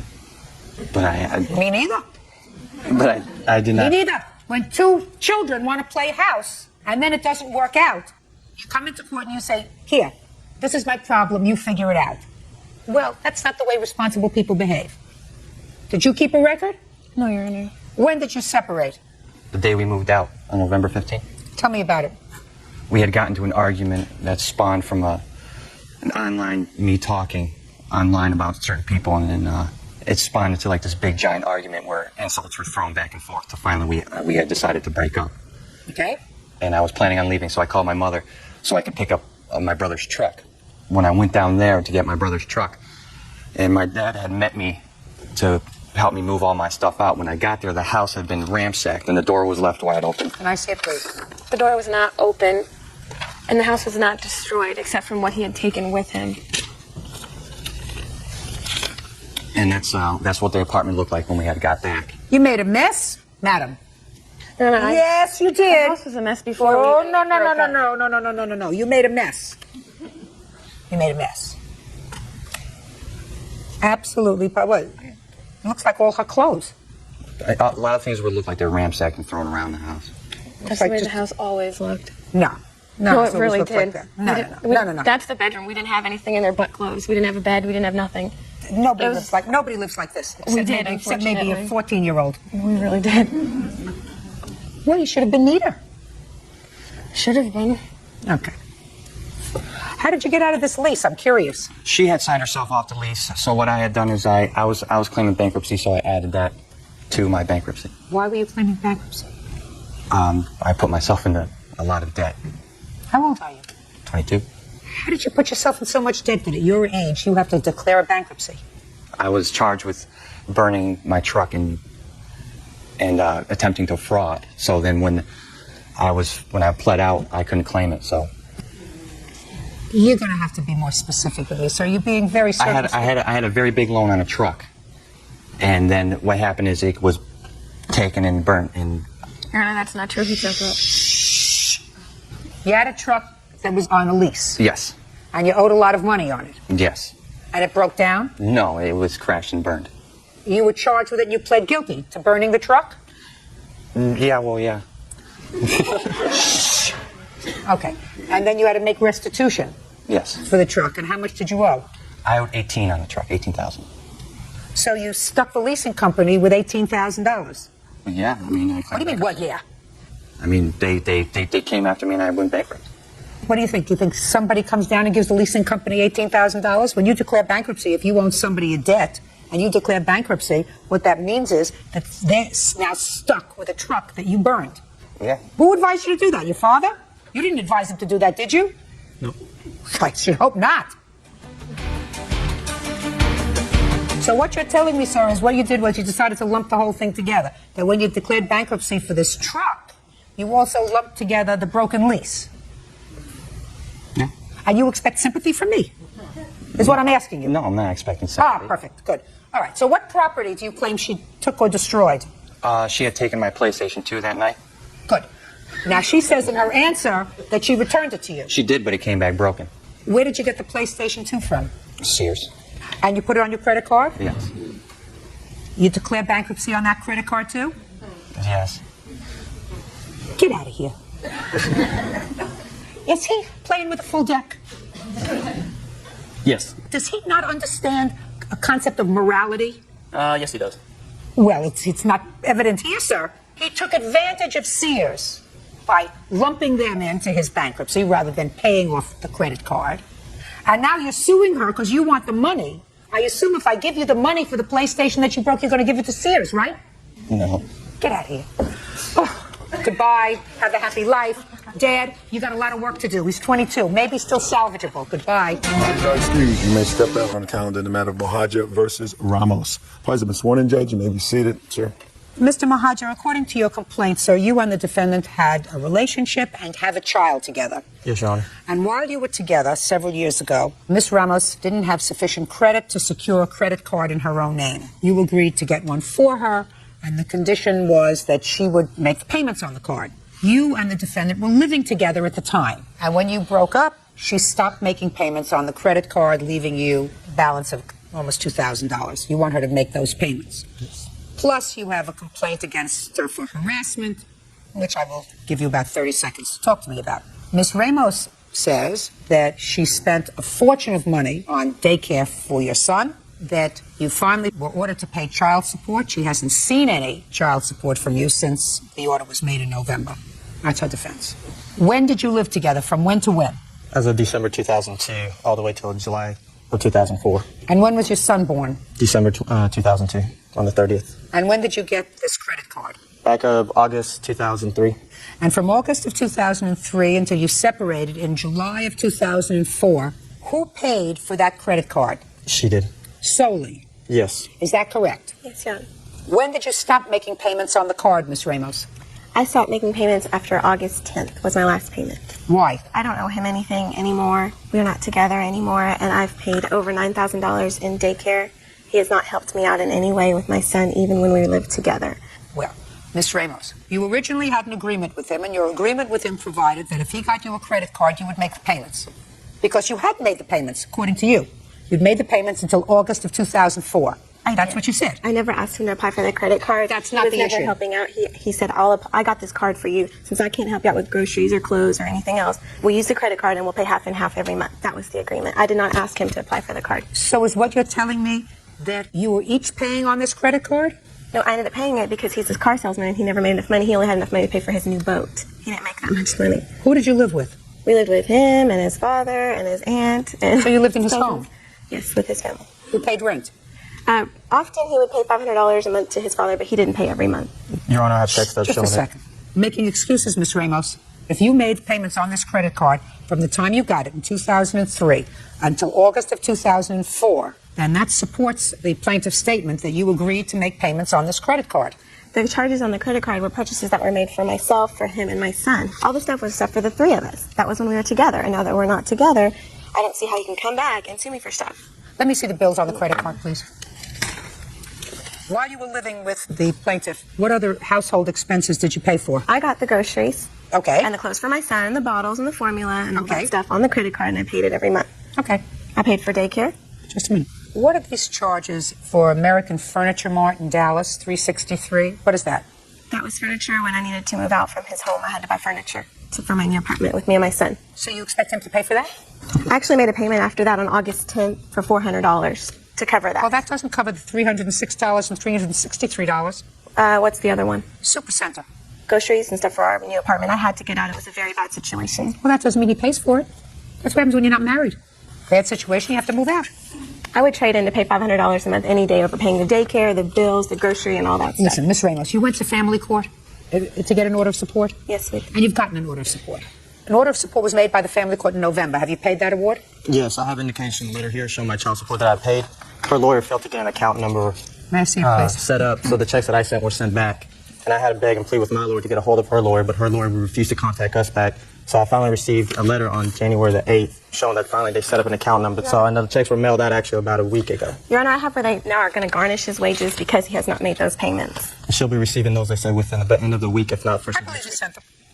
I believe he sent them. And I also have where he enrolled his son in the daycare where he's currently at and has not helped pay for it at all. I have check deposit showing that I made a deposit when he was enrolled, Your Honor. A deposit of $200, but I pay $800 a month every month. It's come out of my account. Just a second. And I have the Chase account. Listen to me. Miss Ramos, when you were together, who made more money? I did. You are going to pay more money for support for this child than he is if you make more money than he does. That's no question about that. That's just the way things are. But you had an agreement with him. And your agreement with him, based upon the evidence, based upon the course of conduct, was you were going to pay this credit card, and you used it as if it were your own. And I can tell you that because after you left, you continued to use this credit card for things that you needed. For me and my son. Mm-hmm. Well, he's not responsible for you. He's not your husband. You chose to have a child I don't with him. deny that I didn't make the charges. I know that I made the charges. Well, you made the charges. But You what made I'm the charges at a time. He owes me more than I owe him. Then as you far have as to sue. daycare. Then you have to sue it. No. Listen to me. He enrolled You him in raised. daycare. Let me show you the No, enrollment. Miss Ramos, you're not following me. Miss Ramos, the court made an order of support. The order of support was what the court believed was consistent with your individual income and the needs of the child. You have a right to appeal that judgment if you like, but what you cannot do is resort to self-help and say, well, I didn't get what I wanted in the child support hearing, therefore I'm not going to pay this credit card anymore, when you made an agreement with him to pay the credit card and you used the credit card as if it was your own. And you did use the credit card as if it was your own because you used it after you moved out of his home to buy things for your new home. But it's not $1,700 in charges. The other charges were stuff when we were together and stuff for the three of us. And what I'm the telling agreement was we were both going to pay for that. No, and I don't believe that. I believe that he paid for certain things. I'm speaking. I believe that he paid for certain things in the house, and you paid for certain things in the house. He paid the rent, and I assume he paid other fixed expenses, and you paid for food, and you paid for clothing for the child, and you paid for the daycare. So he's paid nothing for his son. Judgment for the plaintiff in the amount of $1,800. That's all. I see I'm not getting to you. That's all. Parties are excused. You may step out. I think he's very jealous. We just separated, and now that I've moved on, I've gotten married. She's a teacher. She's teaching fellow kids out there this kind of responsibility. It's kind of sad. He hasn't helped me out. The only reason she left because I gave him too much attention. I didn't give her enough attention. It's like super dad, you know? He gets all the benefits of being a father. He gets to see him half the time, and then doesn't have to pay a dime. Let's be nice. And now the next case. All parties in the matter, Johnson versus Simon. Step forward. Operator Sharon Johnson is suing her daughter, 26-year-old homemaker Celicia Simon, for an unpaid loan when she fell on hard times. Sharon claims Celicia is trying to call it a gift. Miss Johnson, this is your daughter, and it is your claim that she owes you for some rent when she lived with you for 3 months. Yes, ma'am. And also a loan of $2,500. Is that right? Yes, ma'am. Quite frankly, Miss Johnson, I'm not so interested in the rent that you claim she owes you for the 3 months that you lived there. You indicate in your complaint that your daughter and her children needed a place to live. They moved in with you. She agreed to give you $300 a month. She didn't have it at the time. She stayed with you for 3 months. That's $900. And subsequently, you all decided that it would be best if she and her children had their own place to live. She needed rent, first, less, and security. I don't know what it was. So you gave her $2,500. According to you, it was a loan. I'm going to stick with the $2,500 because when your daughter and her children need a place to live, you don't say, you have no money, but I'm going to charge you $300 for rent. You'll give it to me when you have it. That's not what a mother does. Do we understand each other, Miss Johnson? Yes, ma'am. Good. So now let's deal with the $2,500 loan. Tell me when you gave her the loan and what it was for.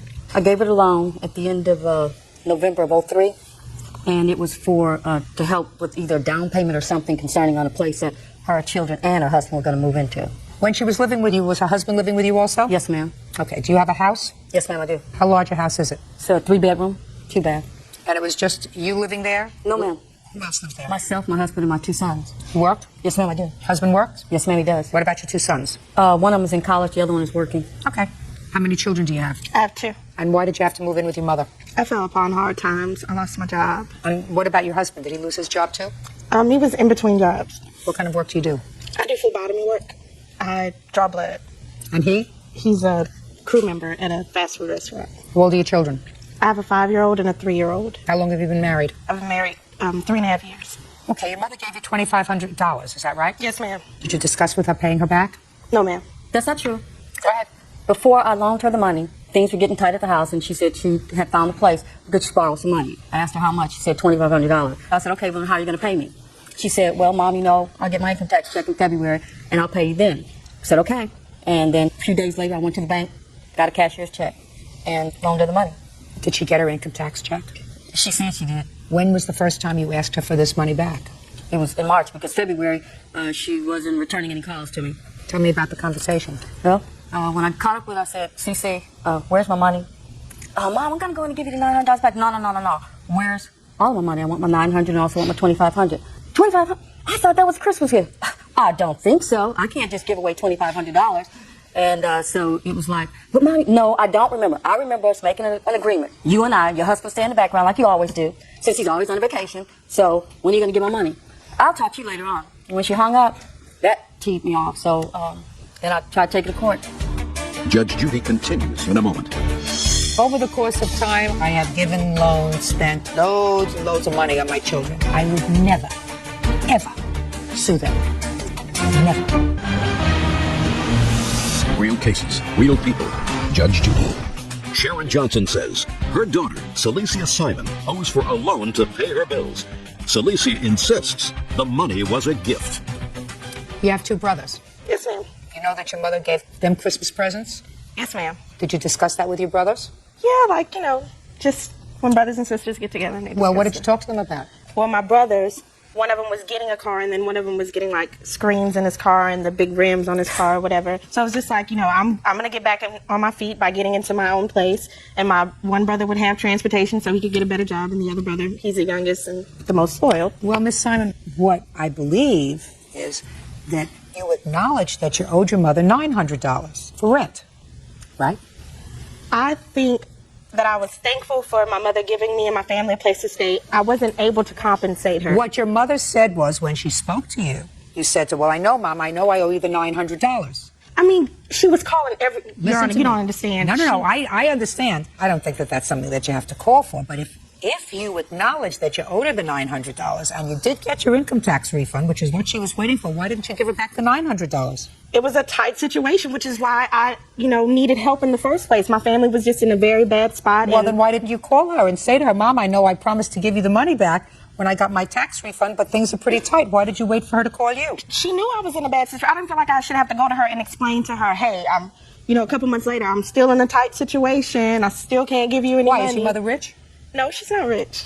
She's not rich. How old are you? I'm 26. You have 2 children, you have a husband, you have a home, you're an independent person. That means you have to act like a grown-up. Yes, ma'am. So if you borrow money from somebody and you acknowledge at least the $900, then if you can't pay them back, the time when you say you're going to pay them back, you pick up the phone and say, I know I said I could pay you back. Can I get a little bit of an extension? Can I give you back something? Can I give you $100? It became such a big thing that, like, at family gatherings or whatever, it just always wound up being a big argument. She continued to make a huge scene about it every time we got together. Miss Simon, at family. Miss Simon. Yes, ma'am. Has your mother always been like that? Oh, yes. Think questions, yes or no? Yes, Has she always been like that? Yes, ma'am.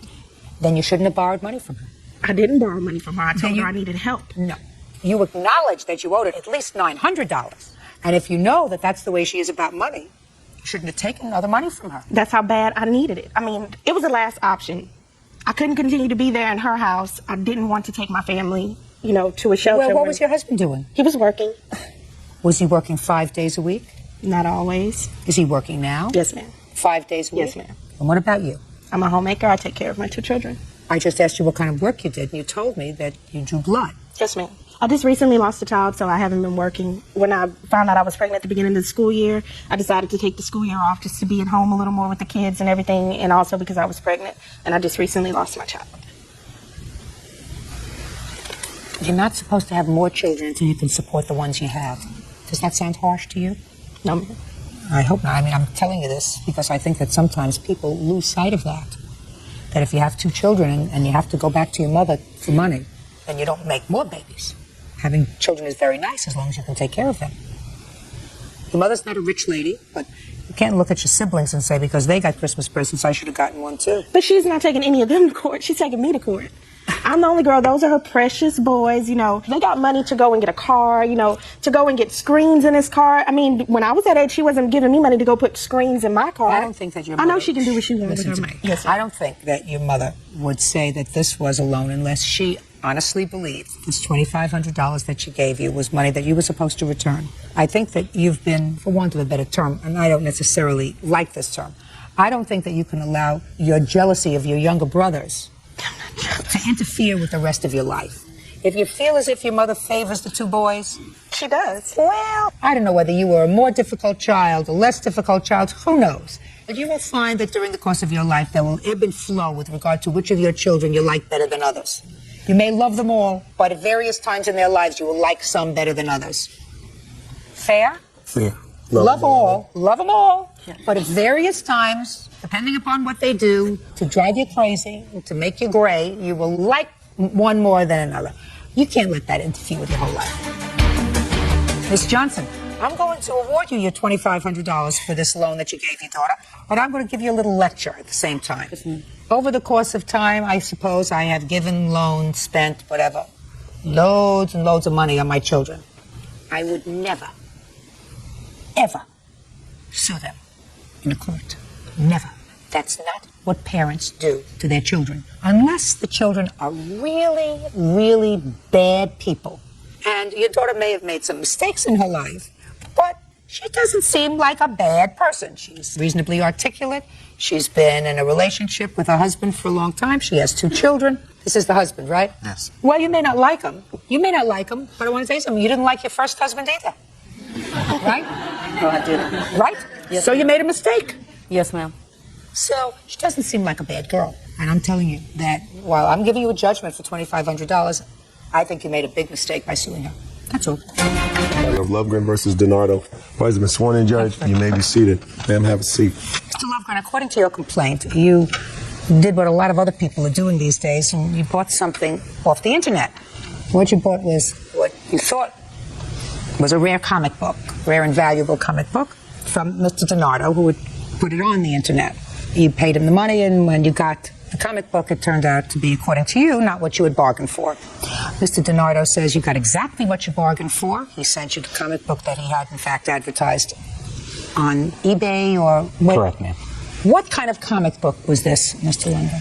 Your Honor, this is an Incredible Hulk comic book, number 181. To collectors, it's a rare comic. It introduces a major character from Marvel Comics, the Wolverine, which means nothing except to a comic collector. It makes it very desirable. You're interested in this? All right, let me see the advertisement, please. They put it up on the internet, and somebody puts it on, so I have this for sale. This is the actual eBay advertisement. That's what I want to see. Nice taste. Okay, this says, Mr. DiNardo, and I just want to know if you put this up on the internet. 9.9, the rare mint sought after original. Bidding has ended for this item. Starting bid $1,200, and then the description. I am looking for a good new home for my issue of the Incredible Hulk number 181. This book has given me years of enjoyment. I can only hope the new owner gives this treasure the respect and caring it deserves. Oh, yeah, yes. Obviously, I'm a novice. I'm not a professional. He's... Okay, no, listen to me. Okay. All I want to know, sir, is this what you put on the machine? On the computer. That is one of the items I put on the machine. Okay. Not the one that we consummated for price on. Well, just a second. We're not there yet, sir. Okay, I'm just clarifying. No, you're not clarifying at all. You're going to listen to me. You're going to answer my questions, because in the unlikely event that you think that because I don't know a computer from a hole in the wall, never said that, you're going to be able to fool, and I don't know a computer from the hole in the wall, but I do know legitimate versus scam. That's what I do know. There was no scam. Listen to me, sir. He sent you $1,200. Yeah. How much did he send you? $1,500. Okay, so there was a bidding on this. Now, he had called me behind eBay's back, which is against the law. Okay, so he called, just a second, so he contacted you. Correctly. After I've took that off. What was the date he contacted you? I think it was November 15th. Is that when you contacted him? It would have been the 13th. I probably sent him an email. Okay, what did you say in the email? The email basically would say, I see your comic did not sell, and I asked if the book was still available. He sent me an email on November 12th. Can I see it, please? The book is still available, and it's got his phone number on it. So you called him? Yes, I called him. Okay. It was probably the 15th that we got together on the phone.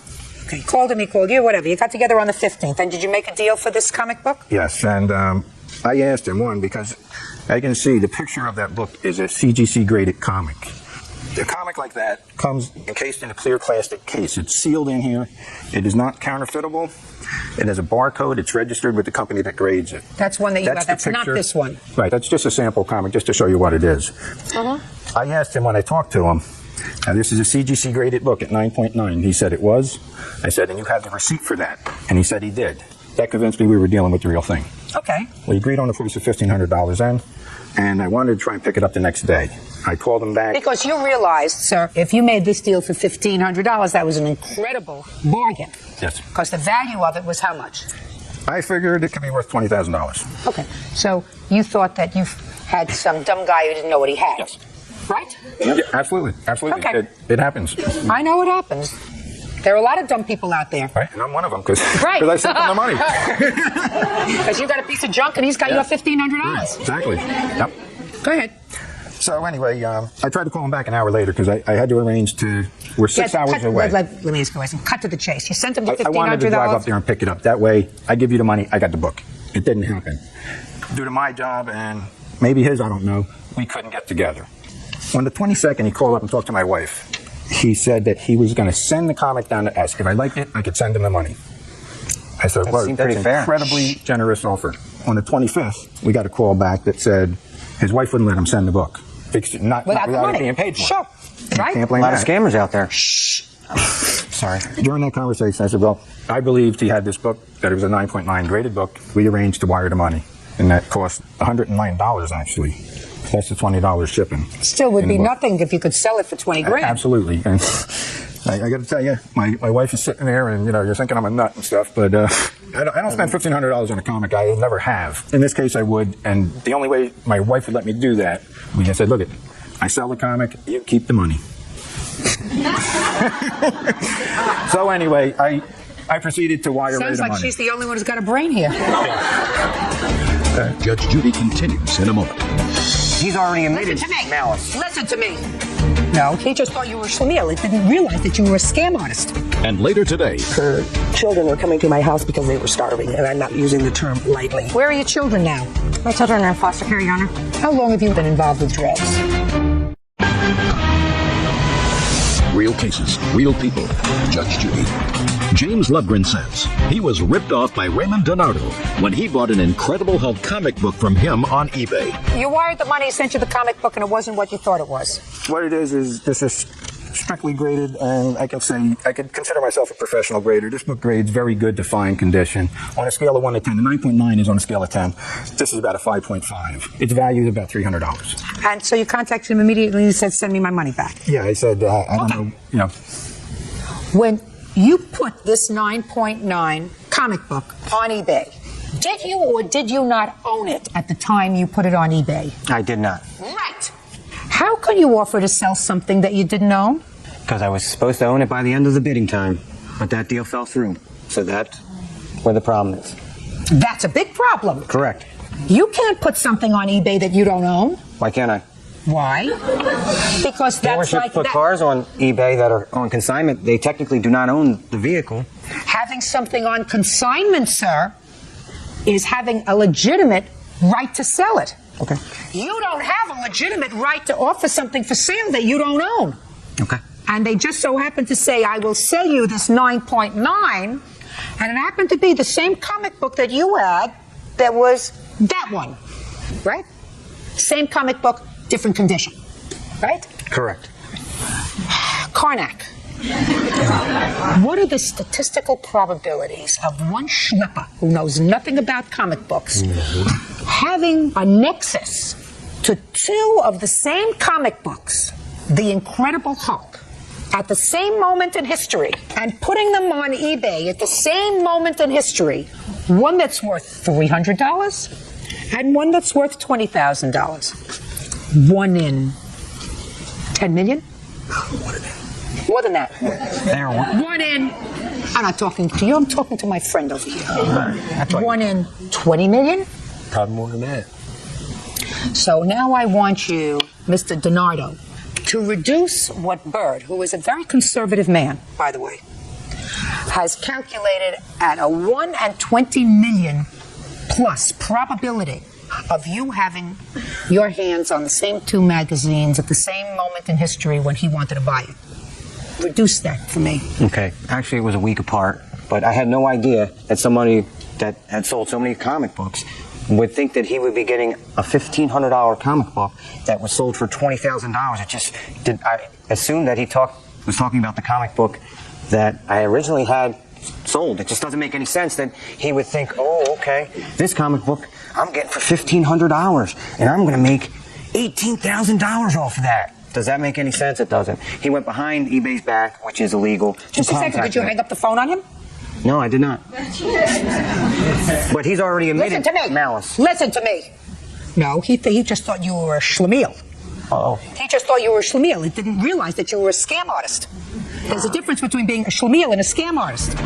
Let's say you go into somebody's house that's having a tag sale and you see this comic book in a big old bin of junk that they say, listen, you can buy the whole barrel of stuff for $10. She says, I'm spending $10. This is worth $20,000. That's why a lot of people get paintings and wonderful pieces of antique stuff, because one man's treasure is another man's junk. You see, me, I wouldn't pay a quarter for this because it just doesn't appeal to me, right? Your wife wouldn't pay a quarter for this unless you told her you'd give her the profit. She's just not interested. But what you did, sir, you see the statistical probabilities of you auctioning off around the same time two of the exact same magazines and one of the ads, putting down here. You have the other ad, by the way? No, I don't. No, you don't. You don't. Why wouldn't you have the other ad? Because I moved and the Because computer. you moved. Well, it's on eBay. Listen to me, sir. Move on this. Okay. Judgment for the plaintiff for the amount of $1,500. That's all. Can I have the comic book back? Bye. Can I have the comic book back? You may not. Okay, thank you. Well, I had a client at work that was willing to sell me the book for $3,000. I was told there was only one in existence. It's owned by a comic shop in Hawaii. Its asking price is $50,000. Never sold a comic book, never used eBay before, never sold or bought, and will probably not again. It's all scam. And now the next case. All parties in the matter of Popejoy Swihart versus Ward. Step forward, please. Student Rachel Popejoy and her father, Dwayne Swihart, are suing their former friend, systems analyst Margaret Ward, for misappropriating bail money meant for Rachel. Margaret says she used the money to buy food for Rachel's kids. Miss Popejoy, you were arrested. Yes, Your Honor. When? On November the 12th. What were you arrested for? I was arrested for willful reckless driving, driving on suspension, and no proof of insurance. And this wasn't the first time you were arrested for something like that because they fixed very high bail. Right. And this is your complaint. You contacted your father.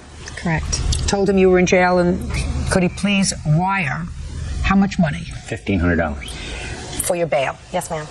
And he said probably reluctantly, okay. And he wired the money because you were living where, sir? In Michigan? And where were you living? Omaha, Nebraska. You wired the money to Miss Ward, who was a friend of your daughter's. Correct. With the instruction to go to court and bail her out. Correct. And when you went to court, they said you had been such a bad girl previously that the bail wasn't $1,500 but a lot more. How much? $5,000 at that point. Which you didn't have. Correct. So Miss Ward took $700 and put it in your prison account so that you could, get toilet paper and toothpaste and magazines and gum and whatever you needed. And she kept $800 for herself. That's correct, Your Honor. So that's what we're here for today. The $800 that Miss Ward kept for herself. So Miss Ward, the ball is now in your court and you're going to explain to me why you did not return the entire $1,500 to Mr. Swihart. I first became involved with Rachel in June, and her children were coming to my house because they were starving, and I'm not using the term lightly. They were really hungry. Were you neighbors? Yeah, they live about 2 blocks from me. So you started to give them food? Mm-hmm. And so I did. I started feeding her children all summer. They came to me, and Shelby about moved in with me. And there were times when she and her boyfriend Jason would leave and they'd lock up the trailer. They wouldn't come back for 2 days. It's 90 degrees outside. They had no water and they had no access to a toilet or anything. They always came to me every time, and I took care of her children all summer. Okay. Then somebody called CPS on them, and she came to me and asked me for help. So I bought $250 worth of food because they had nothing, and it took quite a bit to put food in. And they didn't have any electricity and any gas. That had all been shut off. So I went down the following Monday, and I paid her electric bill was $186 so I could keep the food cold, and she promised she would pay me back. About a week after that, her boyfriend Jason came up into our house, and they were coming in all hours of the night and day. They would come to our house asking for money, and he stole $225 from me. And then a week after that, he came up and he stole another $200 from my granddaughter. So after I couldn't put the bail money down, there wasn't enough money. She called me the same day and said she talked to them, and they said to put the $1,500, it was okay to go ahead and put that on her books. Well, I didn't really trust that. So yeah, but you put only $700 on her books at the prison, and you kept $800. Yeah, for the money that they had stole from me and the money she promised to pay me back. Where are your children now? My children are in foster care, Your Honor. How old are your children? 15, 12, and 8. They don't have any relatives who can help take care of them? I don't have any family in Nebraska, Your Honor. What about you? We live in Michigan. That's not Mars. No, they can move up there anytime they want. Well, why don't you make an application to the court to take your grandchildren, sir? They told me they wanted to keep the children with my daughter. Who did? The counselors. Well, are you still with this boyfriend? Yes, I am. And we're both clean and sober, have been. We go to meetings every single night. For how long have you been clean and sober? For almost 90 days, Your Honor. I've completed a parenting class. I've completed a reactive behavior. I've taken several classes. Listen to me, my darling. How long have you and Jason been involved with drugs? For probably 6 months. And what about Jason? How long have you been with Jason? For about 8 months. I've known him for a couple of years. Listen to me very carefully. You're not supposed to be a selfish person. Okay. Do you think your children would be happier with their grandparents or in strange foster care? With their grandparents. Then you tell the social worker that you would love to be reunited with your children at the appropriate time. Now's not it. Probably until Jason has been clean and sober for 3-4 years. Until that time, the children would prefer to be with their grandparents. Okay, Your Honor. I know you say okay. You're not supposed to be selfish. Miss Ward, bottom line, my dear, you cannot resort to self-help. If you want to sue her for the money that she owes you. And if you want to sue Jason, sue him for the money you say he stole. But you can't take Mr. Swinehart's money. Out of Young versus Harris. Parties have been sworn in. You may be seated. Folks, have a seat. Mr. Young, Miss Harris and you had a long-term relationship. And you have 3 children together, although you were never married. Is that right? Correct. How old are your children? My oldest one's 16. That's this young lady here. Yes. Go ahead. My daughter Brittany, she's will be 14 this month. Mm-hmm. And my daughter Ashley, 10 years old. And how long did you and Miss Harris live together? Just 9 years. And all the children were born during that time? Yes. Well, could you just briefly explain to me why you had lived together 9 years, have 3 children, and why you never got married? We were going to get married at one time, and the next thing I know, I was getting cheated on, what have you, and we could never get along. I mean, if you were together 9 years, and you have a 16-year-old daughter, after Right. the 16-year-old was born, well, hon, maybe we should make this official. You know, she'd get married, and then you have a 14-year-old. So 2 years later, you had another baby. Now you have 2 children, and you're living as a family. And 4 years later, you have another baby. So don't go what happened at the end of the relationship. What happened during those years that you were together? Were you married? No. Were you married? No. Did he ask you to get married? He tried. And why didn't you? Didn't want to marry him. You wanted to have his children but not marry him? Well. Well is not an answer. I'm curious. No. You have something against the institution? No, I just had something against marrying him. But not against having children with him? Well, the first one was an accident, and the second one, we went ahead and had the other one. That was another mistake, but I couldn't get out of the relationship. I had tried, and... And then a third? Wonderful. Okay, this is your complaint. Your complaint is that your 16-year-old daughter, who for some reason gets Social Security... Right off me. You're going to tell me about that in a minute. Left her mother's home and went to a friend's house. I assume this is the friend? Yes. Friend of yours? Yes. And when you found out about it, you said, well, not only am I sending child support to you, also she gets Social Security from me, and you had that changed. Right. But there were several months when your daughter's Social Security was going to Miss Harris, and also your child support for your 3 children was going to Miss Harris. You want her to pay you back that money, right? Correct. Or pay the money over to... Pay the money over to my daughter. Now, when did you and Miss Harris separate? February 28th of 95. And you are currently under a child support order? Yes. What do you pay? I pay $25 a month. $25 a month for 3 children or for each of the children? No, for 3 children. And how long have you been paying $25 a month? Since I've been on my disability. And when was that? That was in 2000. What's the nature of your disability? I screwed up my hands and my arms, and I screwed up my lower back. How? By lifting wire at a plant. So what do you do now? Right now, I don't do nothing. How old are you? I'm 38. You mean you plan on not doing... That's 5 years you've been doing nothing? I do odds and ends. Like what? I help the landlord out. Help the landlord do what? I go around helping collect the rent, mow the lawns, do the sidewalks in the wintertime. Just a minute. You mow the lawns, and you do the sidewalks, and collect the rents. Right. Is that in the place where you live? Yes, yes. Paid in check or cash? He takes it off my rent. How does he take it off your rent? He takes like $30 a month off my rent. You think I believe that? Oh, I'm serious. Uh-huh. I don't. Now, your daughter left home because you weren't getting along, is that right? She didn't like the rules. Okay, so she left home. And this is your friend? Yes. Are you still friends? No. When did you cease to be friends? Well, originally, Ray, Trina's boyfriend, he was the one that I had signed guardianship of Tiffany over to. Okay? It wasn't Patrina that I signed guardianship to. Did there come a point when you told your daughter that she could stay with Patrina? Yes. When was that? In February. February of 2004. And after February of 2004, how many months did you collect Social Security for your daughter? The checks were directly deposited into my account. How many months? 6. How much does she get every month for Social Security? At that time, she was receiving $98 a month. And you were getting $25 a month from Mr. Young? Yes. And that $25 a month, you want a piece of that to go back to your daughter? Correct. How much? Split it up between the 3.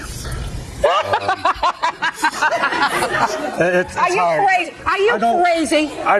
No, I'm not crazy. It's just... Let me figure I don't this out care. for you. Just a second. I'm going to figure this out for you, just so you see how ridiculous your position is. I have to put on my machine, and I'm not really good at this. But here we 8.33. What? $8.33. No. That's $8.33 a month. 8.33 divided by 30 equals 27 cents a day. Yeah. 27 cents a day is what you contribute to each of your 3 children, sir. I understand that. A large goldfish consumes more. Well, yeah. Judge Judy continues in a moment. The fact that you've been collecting disability for the last 5 years is absolutely outrageous. The one thing I know that you do is you eat well. And later today, His roommate came out saying, well, one of y'all gonna fix my door. So I go to talk to him about it like, we're not no. Then he pushes me. So he pushes me a second and the third time. The third time he pushed me, I pushed him back. real cases, real people. Judge Judy. James Young says his ex-girlfriend Sue Harris owes for the return of Social Security money meant for their daughter. You get back nothing. You're a scammer to begin with, because anybody that can mow a lawn and shovel a driveway could work.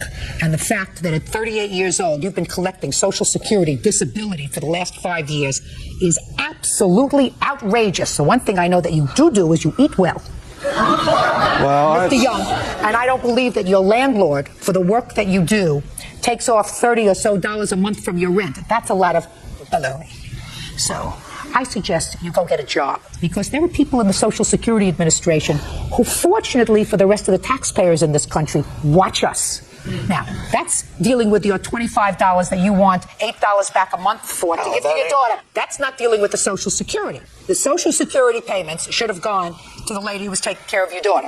Yes, I agree. So why didn't you give it to her? As payee, I could just stop being the payee. No, you don't have to stop being the payee, but you cash the checks. The checks were direct deposit into your account.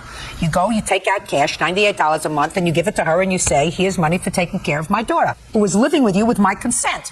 You just have to do it. And you didn't. So for that, he's absolutely right.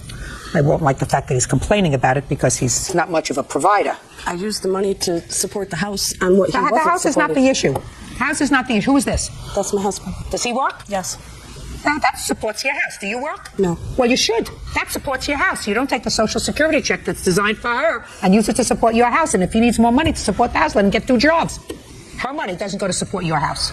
98 times 6 equals $588. Judgment for the plaintiff. The checks to be drawn to her name. What's your name? Katrina Silver. Katrina Silver. Thank you very much. Step out.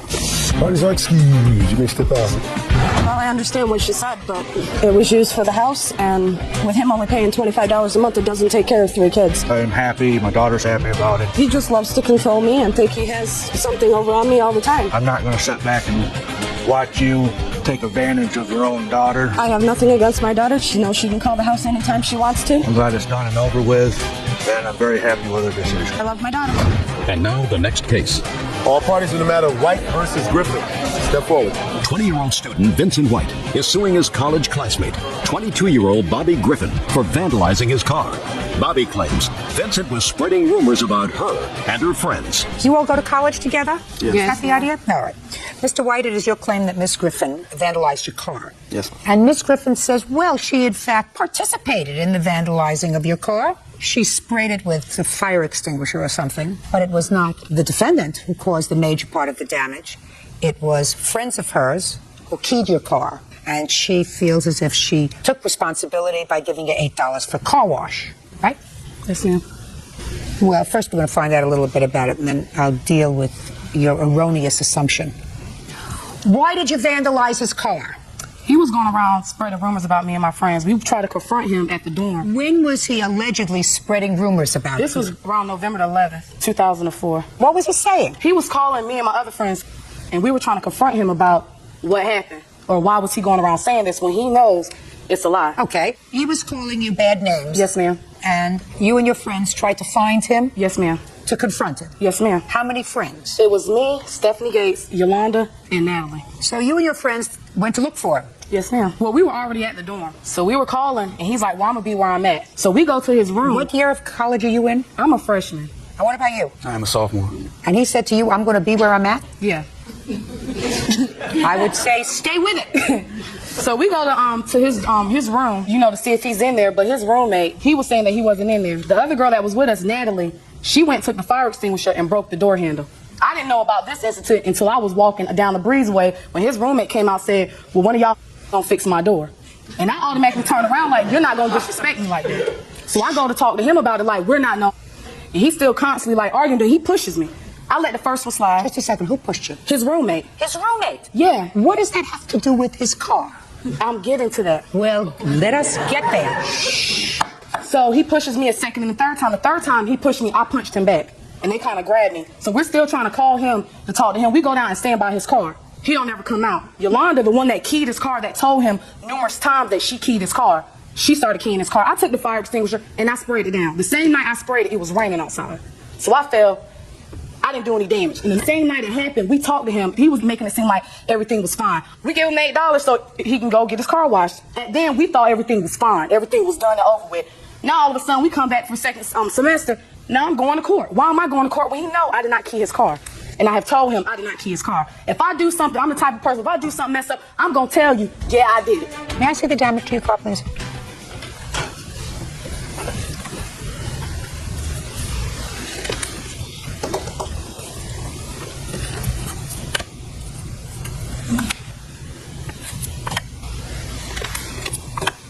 Okay.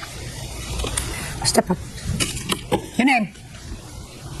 Stephanie Gates. All right, Miss Gates, what did you do to Mr. White's car? I didn't do anything to his car. You didn't do anything? No, ma'am. Okay, so it was just a couple of people in this little mob Yes, that ma'am. damaged his car.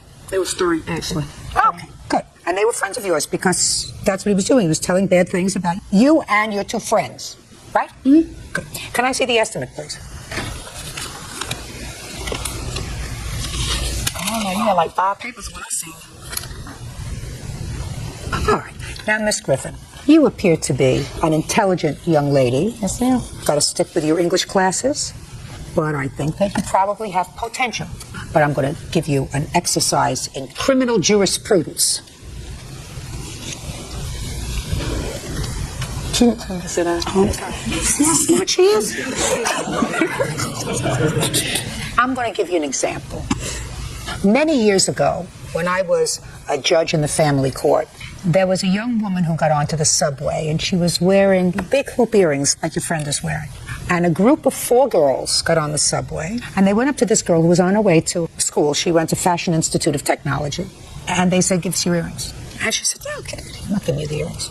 One of the girls grabbed her arm. Another one of the girls grabbed her hair and pulled her hair over. The third girl stabbed her in the back and stole her earrings and killed her. Well, I don't think that's something. Shh, listen. I'm trying to make you understand what this verdict is about. The girl who stabbed her was tried as an adult in the Supreme Court. And the 2 other girls, the one who grabbed her by the arm, the one who pulled her hair, they said, we didn't kill her. We didn't even have a knife. We were just messing around with her a little bit. We never thought our friend was going to stab her. We're not guilty. We shouldn't be held responsible. You know what I said to them after I convicted them of murder? I said, but for the fact, you see, this girl who had the knife, she couldn't have killed her if it wasn't for the 2 of you. First of all, you're acting as a pack. And when you act as a pack, the pack gets certain energy.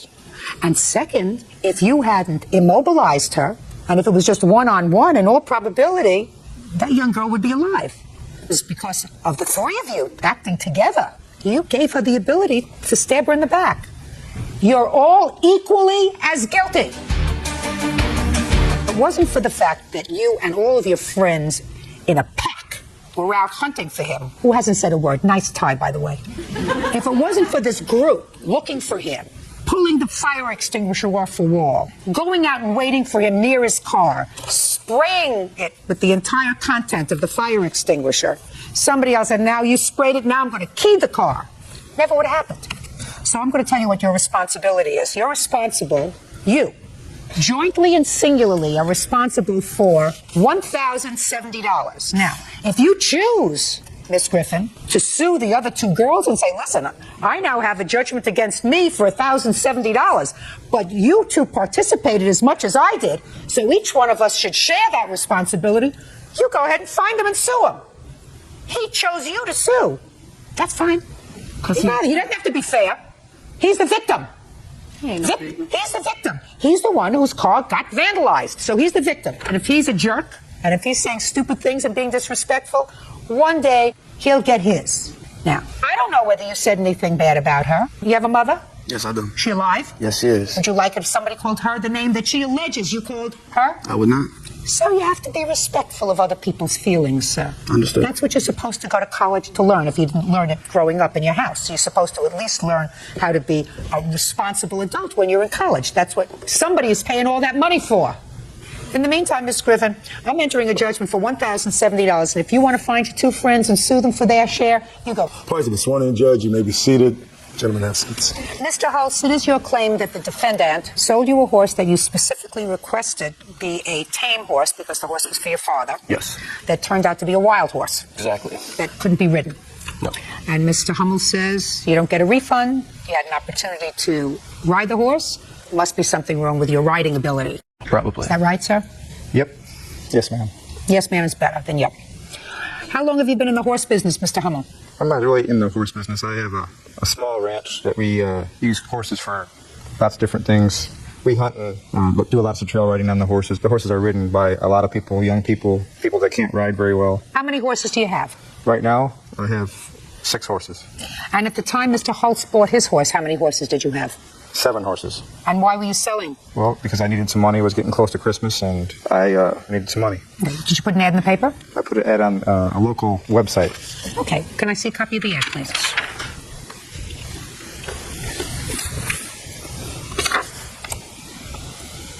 The title says well-broke horses. For sale, well-broke horses. Prices vary.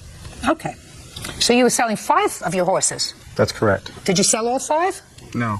How many horses did you sell? Thus far, I've sold 3 of them. Well, my math isn't that great, as Bert can attest. But if you have 6 horses now, and you had 7 horses then, and you sold 3... I picked up a couple more horses, though. So you bought some more? Yep. When did you buy the other horses, sir? About a week ago. From where? From a friend of mine. Okay. Now, what did you want a horse for, Mr. Hulse? Some of my friends and I have gone in on some horses. My dad was looking to join our little group and buy another horse to ride. He's totally inexperienced. How old is your father? 55. Baby. So he's an inexperienced rider, and you want him to have a... Yes, and it's a little bit heavier, so we wanted a stout horse. Tell me what happened when you answered the ad. I called Greg on the 10th of December around 12 o'clock.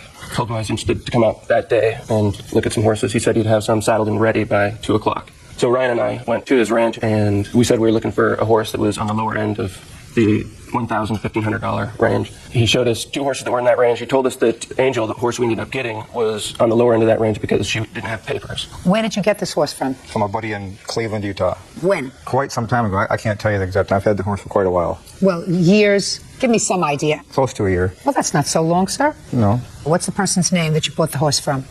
Richard. How much did you pay for the horse? I paid $900 for the horse. Now, the other horse that you showed the plaintiff, where did you get that horse from? Same person. When? Same time. So you bought the 2 horses together? That's correct. How much did you pay for the second horse? The same. Did you buy any of your other horses from Mr.? Yeah, but what's this have to do with this horse? I ask the questions, you answer the questions. Of course I have. Are any of the other 6 horses that are now in your possession horses that you bought from Mr.? Yes, ma'am. How many? All of them. So you bought all your horses from Mr.? Yes, he's a very close friend, and we ride a lot together. Did you ride the horse, Mr. Hulse? Yes. And is your father about your stature? Yep. Is he larger or smaller? He's heavier and shorter. So you were satisfied. Now, what happened after you bought the horse? We paid Greg the money that day. The next morning, around 9 o'clock, Ryan and I went to trailer the horse. And the horse took us about 2 hours to get her in the trailer. It checked like she'd never seen a trailer before. By that time, Greg had already cashed our check, and we tried calling him a few times to let him know the problem. We couldn't get a hold of him. Well, I don't understand. Didn't you go back That's to not where the true. horse was? Yes. Where was he? He wasn't there. Was that work? He gave us permission to go get it. He knew he wasn't going to be there. So you called him? Yes. And what did he say when you called him? He didn't answer. We finally got the horse in. We cajoled her with some oats and stuff, and then dropped her off at our field. And then Monday, we tried to saddle her. And Now, when you went to view this horse for the first time on the 10th of December, did you tell Mr. Hummel what you wanted the horse for? yes, What did you tell him? I told him that my dad was going to be making the purchase and that he has no experience, and so we need just a leisure horse that anybody can ride. Okay. Now, I see that you have a video. I do. I'd like to see it, please.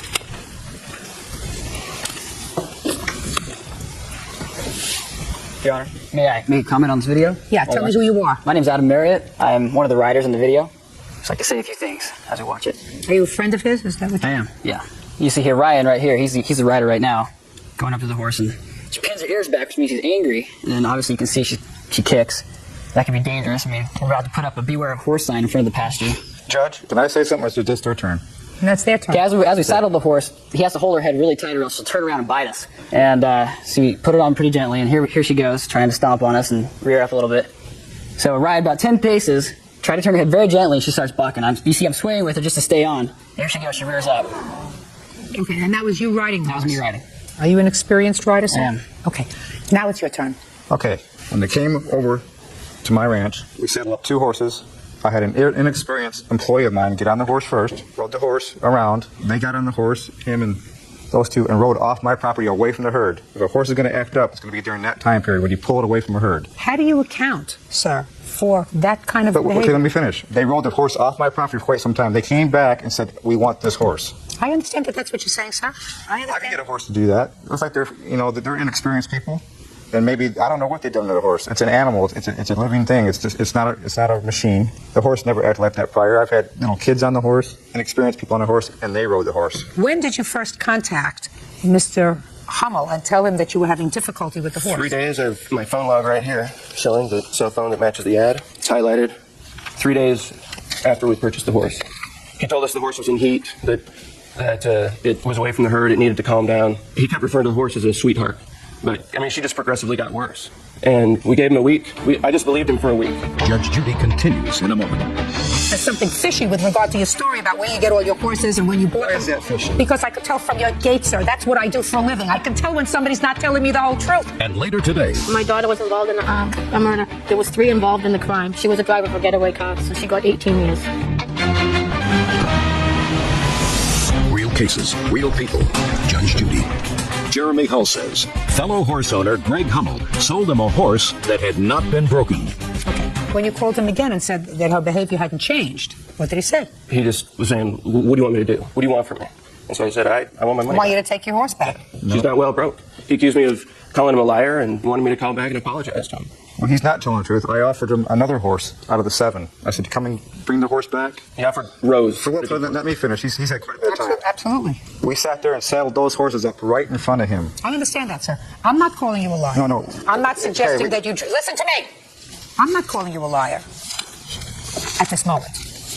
I don't believe everything that you're telling me about your friend in Utah with the horses, because I can tell when somebody is not telling me the whole truth.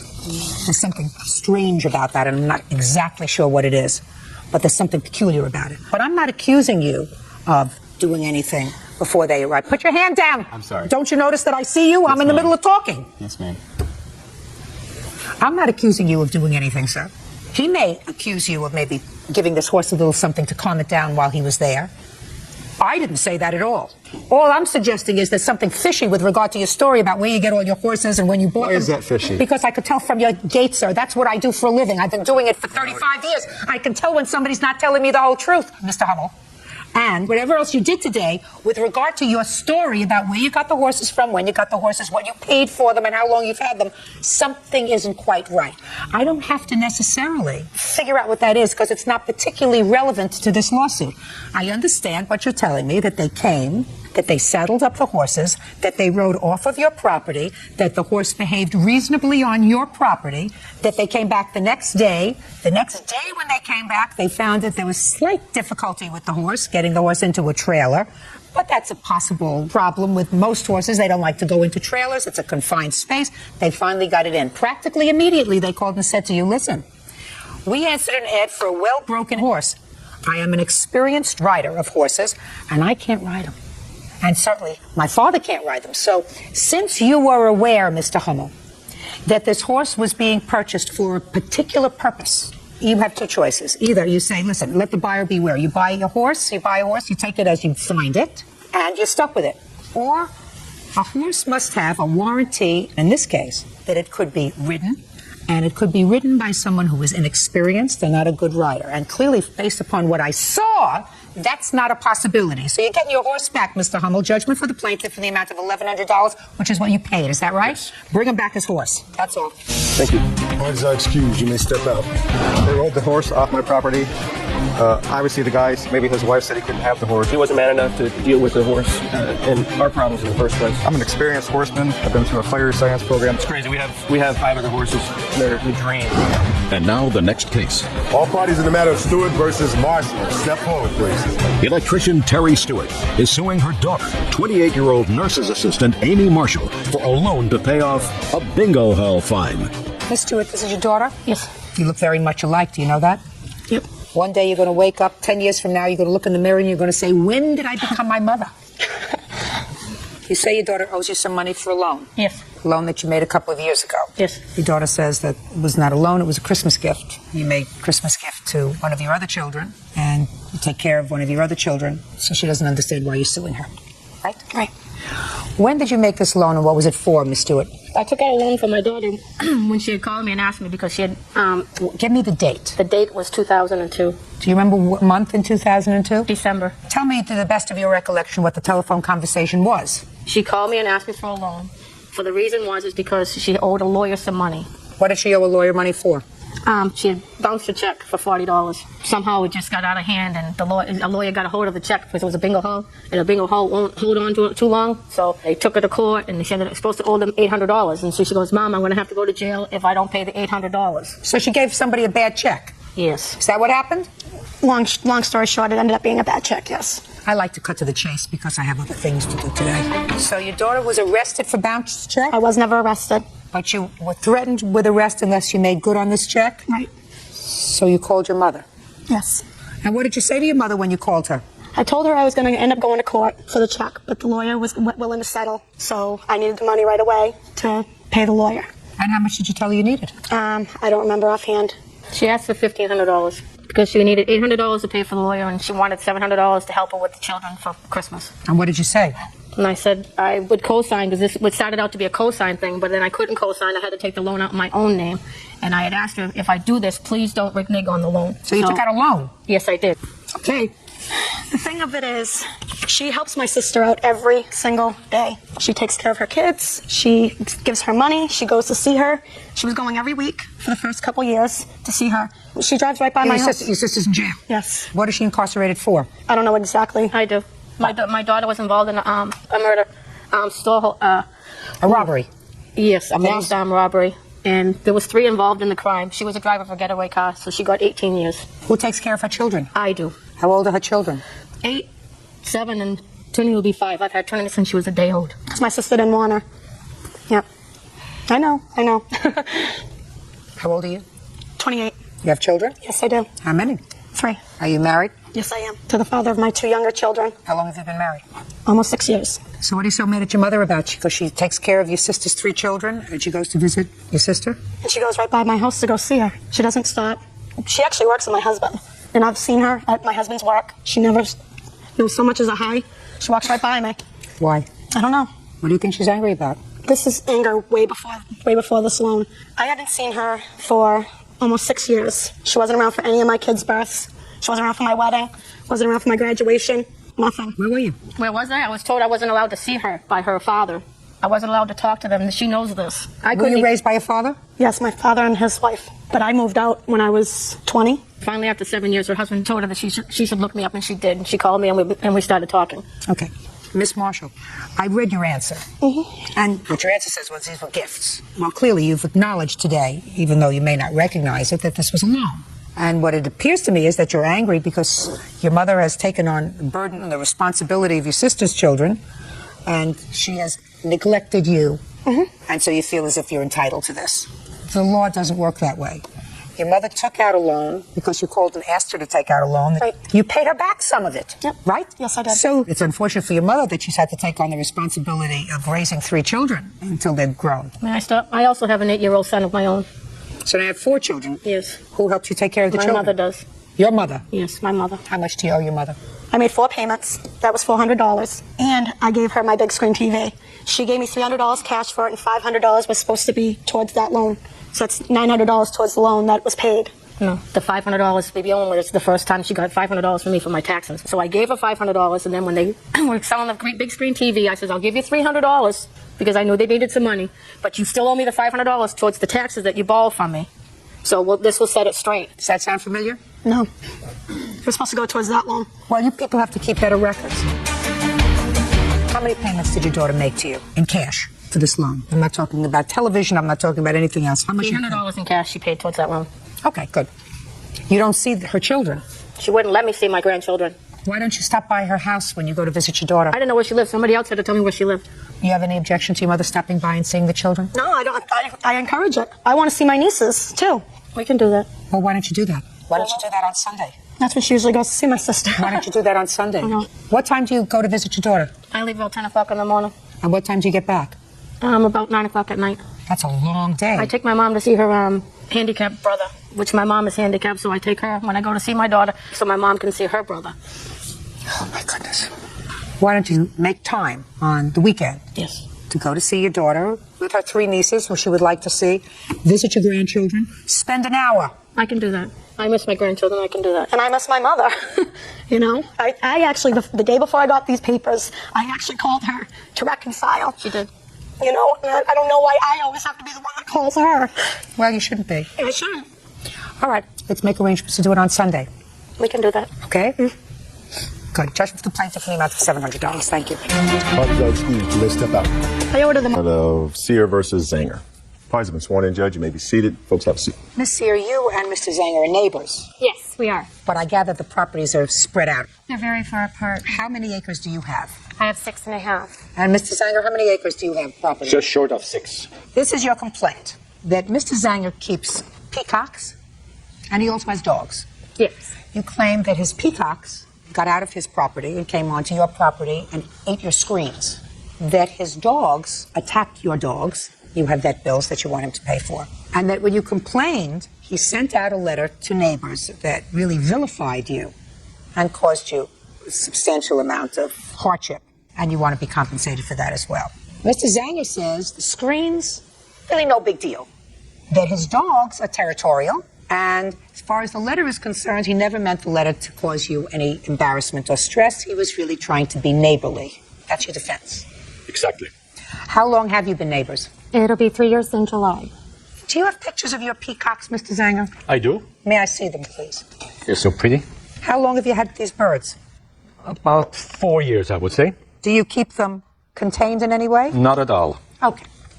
So you understand if you don't keep them contained in any way, you are responsible for any damage that they cause. Yes. Good.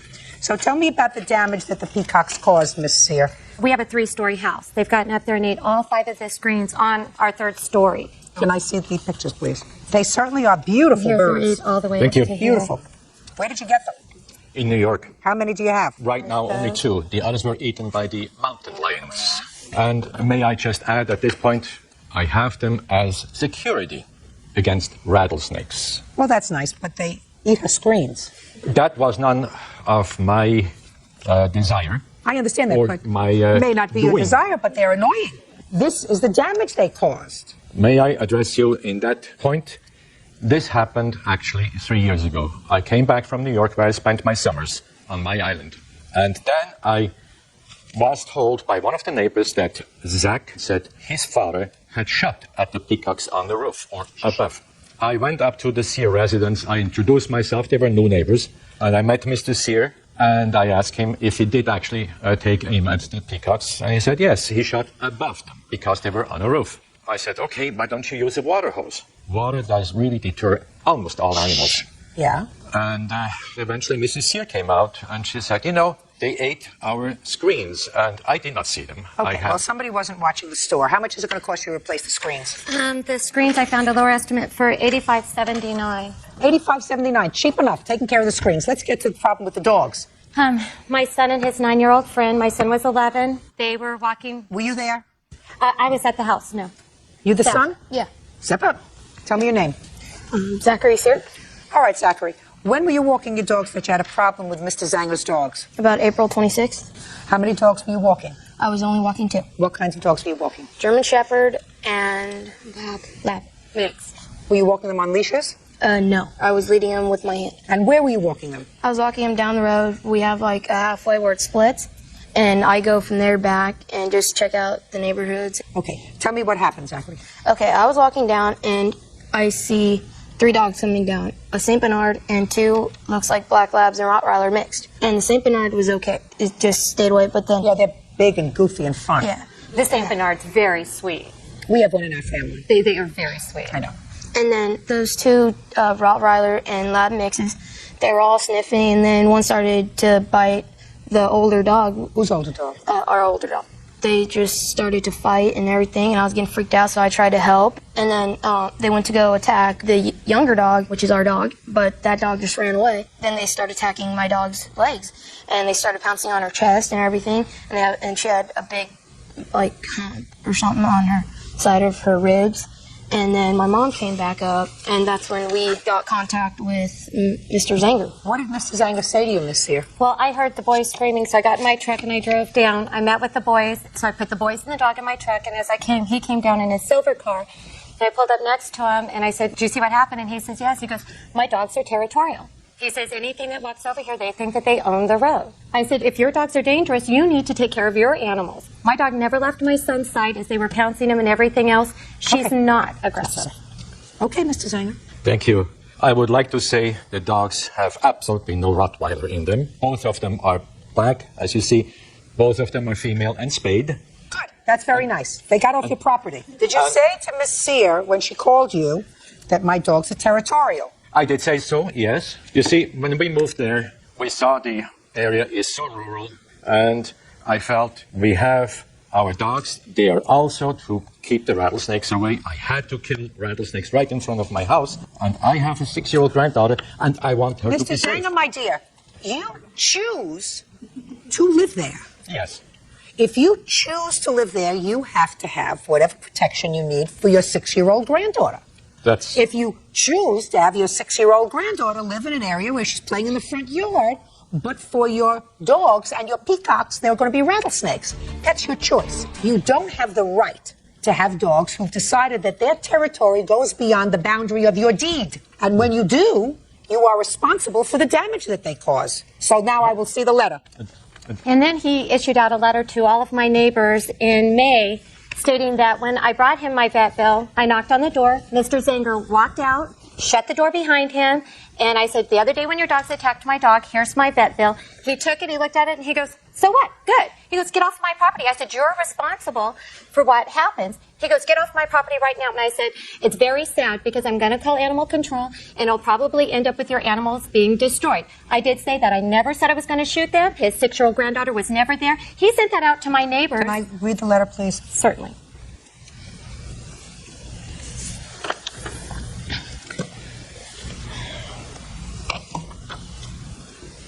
Are you employed, sir? No, I'm retired. You got a lot of time on your hands. And anybody receiving this letter, Miss Sear, would understand that this is the musing of somebody who has a lot of time on their hands.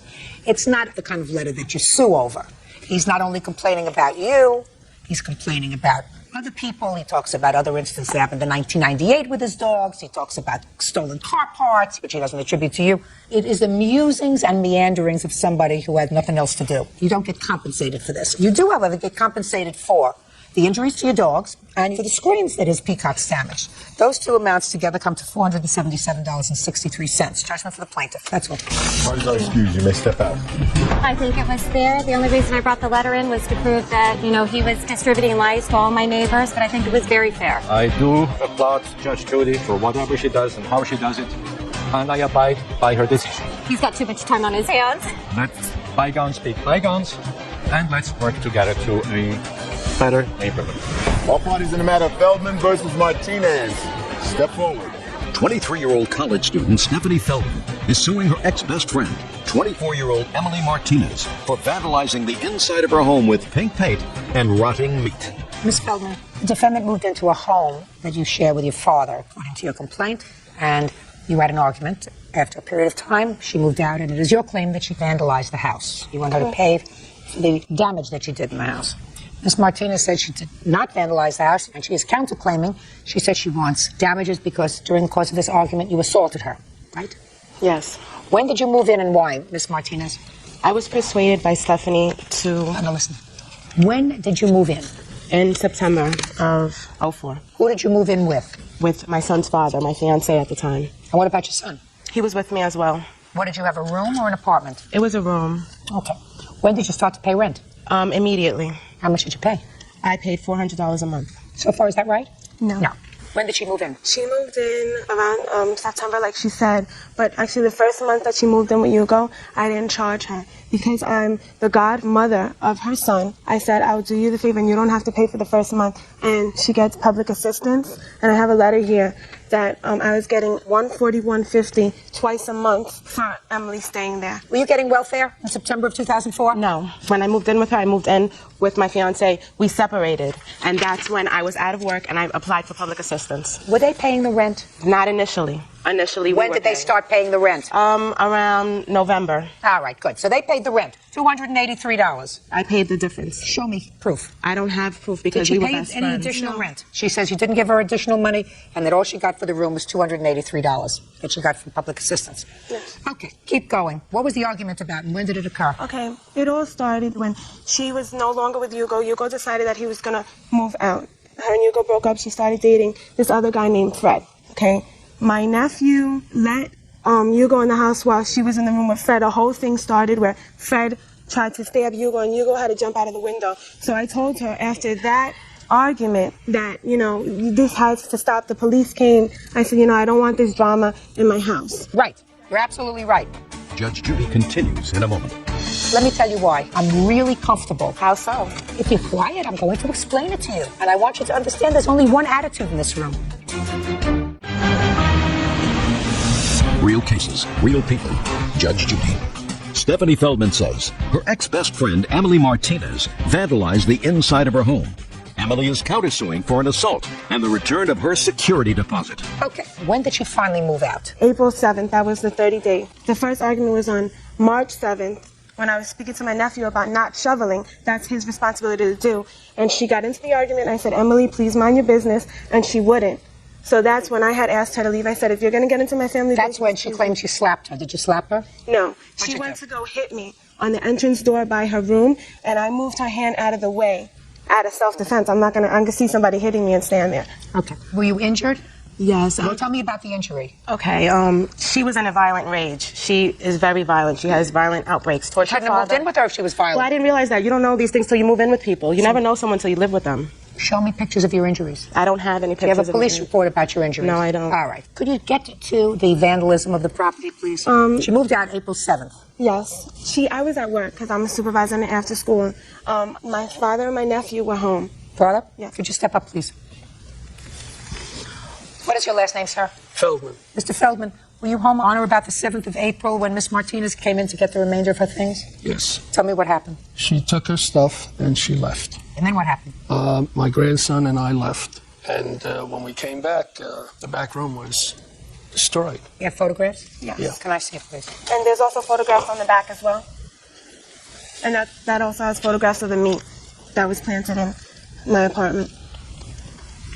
What is this pink stuff that was spilled all over the place? That was the pink paint that she used. As you can see, it's the same color of the room. That pink paint was in Emily's possession, was never in my possession. You also said that somebody put stuffed food around the house. Yes.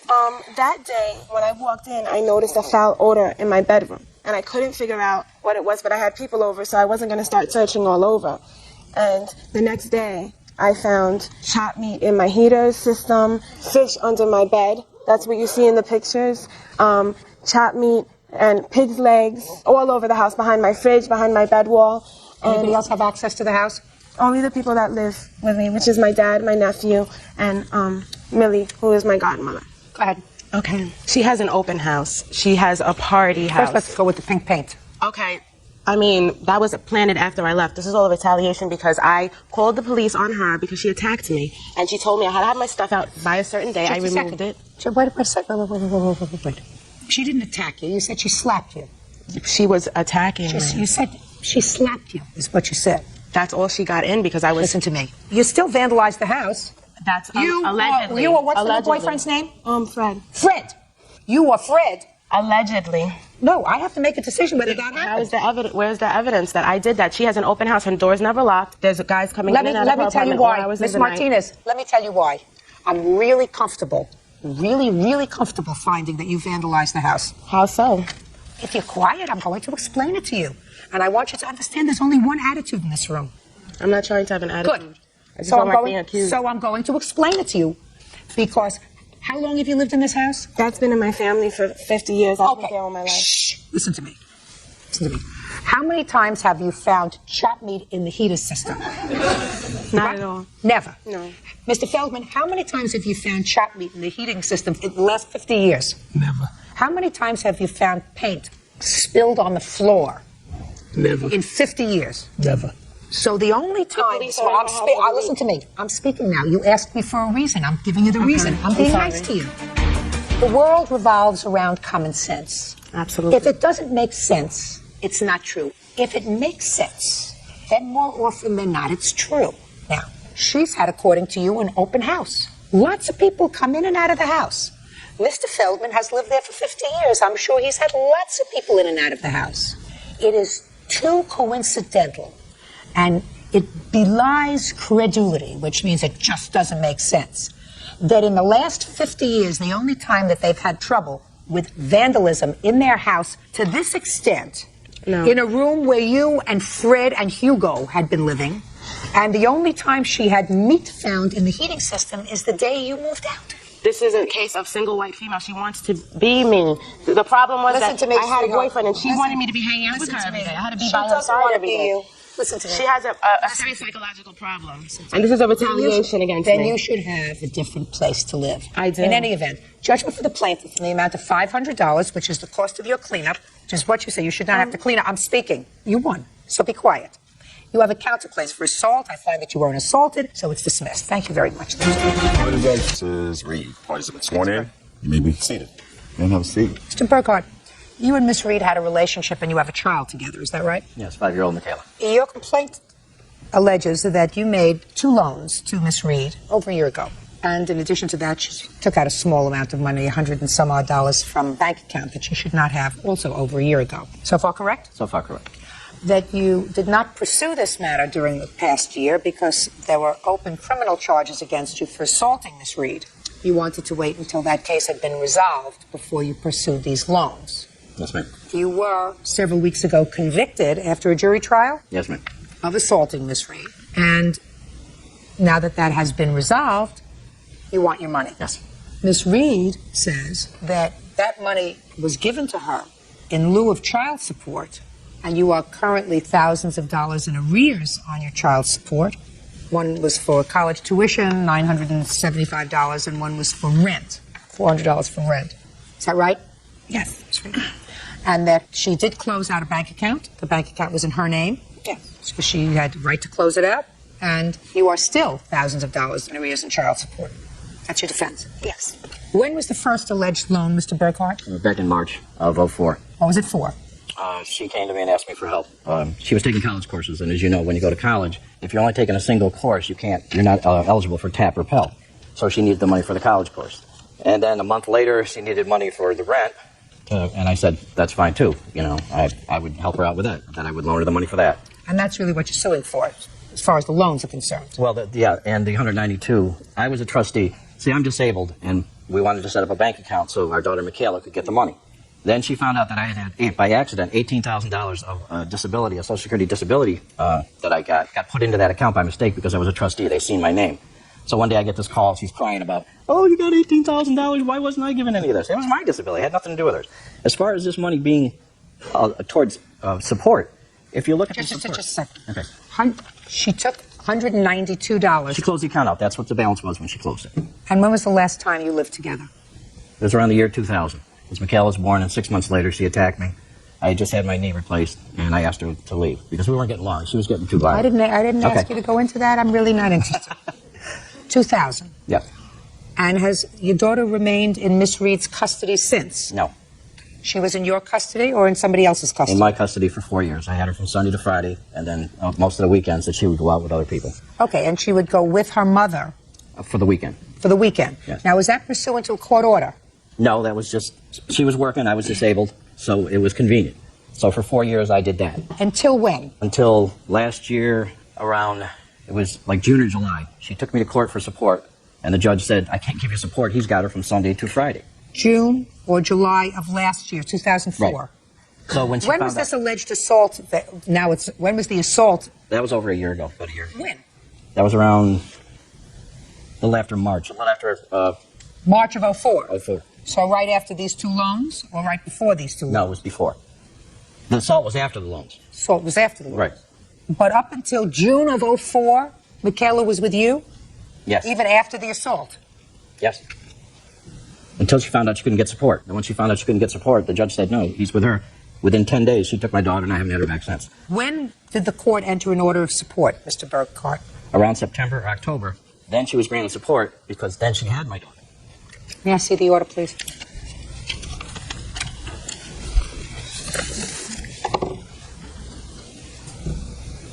As of April 2005, sir, the court found you in arrears of $2,116. Right, and that was because I didn't bring proof of financial, because I'm disabled. I only get $1,300 a month.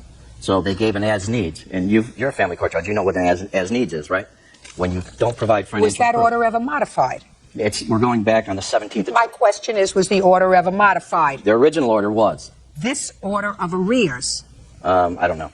All I can tell you is the original order was $61. The net due, as of this month, right, is $3,255.48. Right. That will be corrected. I don't know if it's going to be corrected or not. I have no idea if it's going to be corrected, but right now that's what you owe. Right. Well, if that's what you owe, sir, why do you think that I would even entertain a case against her for $1,200? First of all, she lied to you about this being part of child support. How could I loan her something a year and a half ago or a year ago and base it on child support when there was no child support in effect at that time? So that tells you she's lying. No, just a second. No, she's not lying, Mr. Burkhart. Yes, she is. What? I get the last word. Okay. What she said was you were not paying her child support. She didn't say there was a child support order in effect a year and a half ago. She said you were not paying her child support. But I was giving her money. There's other money that I'd given her. What's the nature of your current disability? My knee and my back. What kind of work do you do? I'm a special ed teacher. You have other children? I have a 17-year-old. Does that child receive any disability from your Social Security disability? They get $75 each. What amount is the order of support, by the way? I think it's $289 a month, which on a $1,300 income is not quite feasible. There is work, sir, that you could do that doesn't involve you moving around. What might that be? Well, let me ask you this question, Mr. Burkhart. How did you come to California? On a plane. And you sat for 5 hours? Well, yeah, I got up, walked around. Same way you could sit in your house and do telemarketing. I probably could. You could do a lot of things sitting at a desk that don't Unfortunately, require... I'm with the speaking, legal I'm matters. speaking, okay, sir. Excuse me. Judge Judy continues in a moment. Somebody who can sit on a plane for 5.5 hours from New York to California can get a different kind of a job that doesn't require him using his knee. And later today. You only called her the B word, that's it? Well, is that a nice name, William? Nope. Why did you call her a nasty name? Because she called me the F word. Real cases, real people. Judge Judy. Roland Burghardt says the mother of his child, Starla Reed, owes for 2 unpaid loans. Starla claims Roland is a deadbeat dad. How old are you, sir? 53. 53. Well, you have a 5-year-old daughter. You decided to make a child when you should have been having grandchildren. That's something that you do when you have children to support. too. Listen to me, sir. All right. That's something that you have to do. $289 a month support is not a lot of money. It's certainly not half a child's support. When you're only getting $1,300, that's quite a bit. That's why you have to get a job. Unfortunately, sir. I'm not allowed to work because of the doctor. No, you're not allowed to work, sir, because you're getting disability. Right. Well, until it's done. When the doctor gives me an okay to go back to work, I'll go back to work. And all I'm saying to you, sir, is that there are things that you can do that don't require you doing anything physical, and that sometimes you have to modify a course in life. All right. That's not a joke. I mean, you can either get this federal welfare for disability. There are people who are really legitimately disabled, who can't move, who really can't move. Somebody who can sit on a plane for 5.5 hours from New York to California to try a case can get a different kind of a job that doesn't require him using his knee. Do you understand what I'm saying? And $289 is not a lot of money. And if the reason you were watching your daughter for 4 years is because you weren't working, which is what you told me, right? Yes. I'm telling you that you should get a job. Yes, I will. Get a job. I'm done. Good. Good. And, sir, I'm going to dismiss your case without prejudice for the following reason. I am not doing a set-off with the money that you allegedly owe Miss Reed for child support. In the event that your arrears are modified to 0, you have leave to get back on the plane and come back from New York and seek this $1,200. However, if the court sees fit to leave the arrears intact, she doesn't know you a dime. Thank you very much. That's all. Parties are excused. You may step out. Well, the court says he has visitation with my daughter, but she can't spend the night there because his house is unstable for a child to be there. Eventually, I'm probably going to go to jail because I'm not giving her anything. We found drug paraphernalia in his house. We found rats in his house. I have snorted coke for quite a few years. It's good enough for Sigmund Freud. He is able to get money from the state of New York for his disabilities, so he's faking that he has one. You got a mother and father that can't stand each other, and you got a 5-year-old that's in between, and that's the toughest thing that we have to watch out that we don't hurt Michaela because we don't like each other. And now the next case. All parties in the matter of Woodward versus Rubio Robles. Step forward, please. Tiffany Woodward is suing the parents of her son's friend, Reynaldo Rubio and Julia Robles, for the cost of the boy's glasses. Tiffany claims 11-year-old Ida Rubio smashed them. Miss Woodworth, this is your son. He's 7. Yes, it is. And Miss Robles, Mr. Rubio, this is your daughter. She's 11. Yes. And according to your complaint, these 2 young children play with each other. And for the 3rd time, this little girl broke your son's eyeglasses. Yes, Your Honor. And you want Mr. Rubio and Miss Robles to pay for the glasses this Yes. time. Because you can't get him new glasses, your insurance doesn't cover the cost. Right. Why don't you stand up there next to your mom and dad?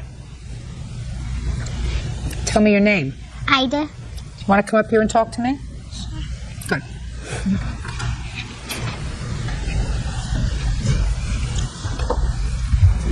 Thank you. Is this young man your friend? Yeah. Hmm? Yes. Do you remember the last time his glasses got broken? No. Don't know anything about how his glasses got broken. The first other 2 times, I didn't know, but this time, I didn't break them. Well, what happened this time? We were playing, and Look at me. we were playing, and he would call me names, and I would tell him names back. He pushed me, and so I pushed him back. He had hit the brick wall, and his glasses had fell. I think he stepped on them, or the lens popped out by himself, because I didn't step on them. Okay. You can go back down. Okay. Okay, William.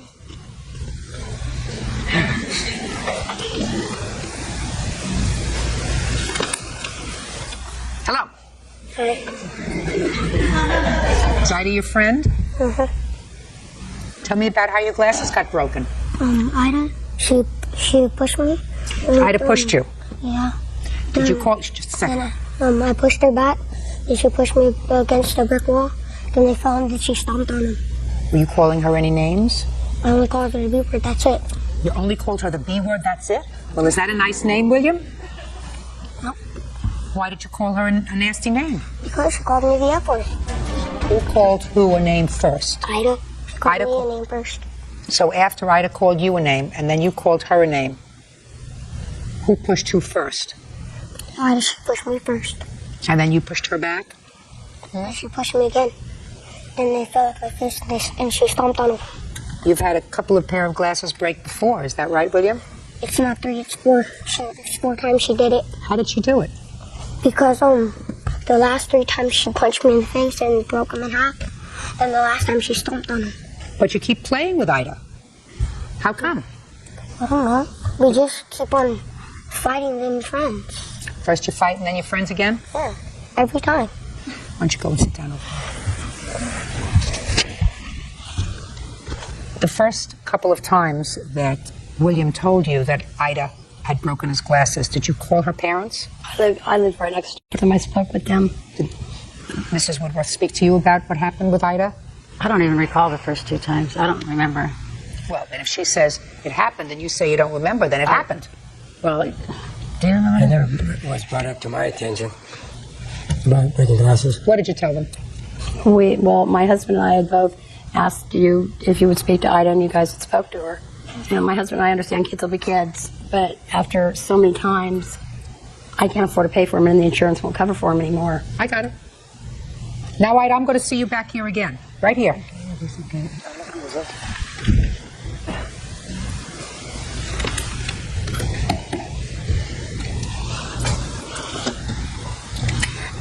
Ida, you know what my job is?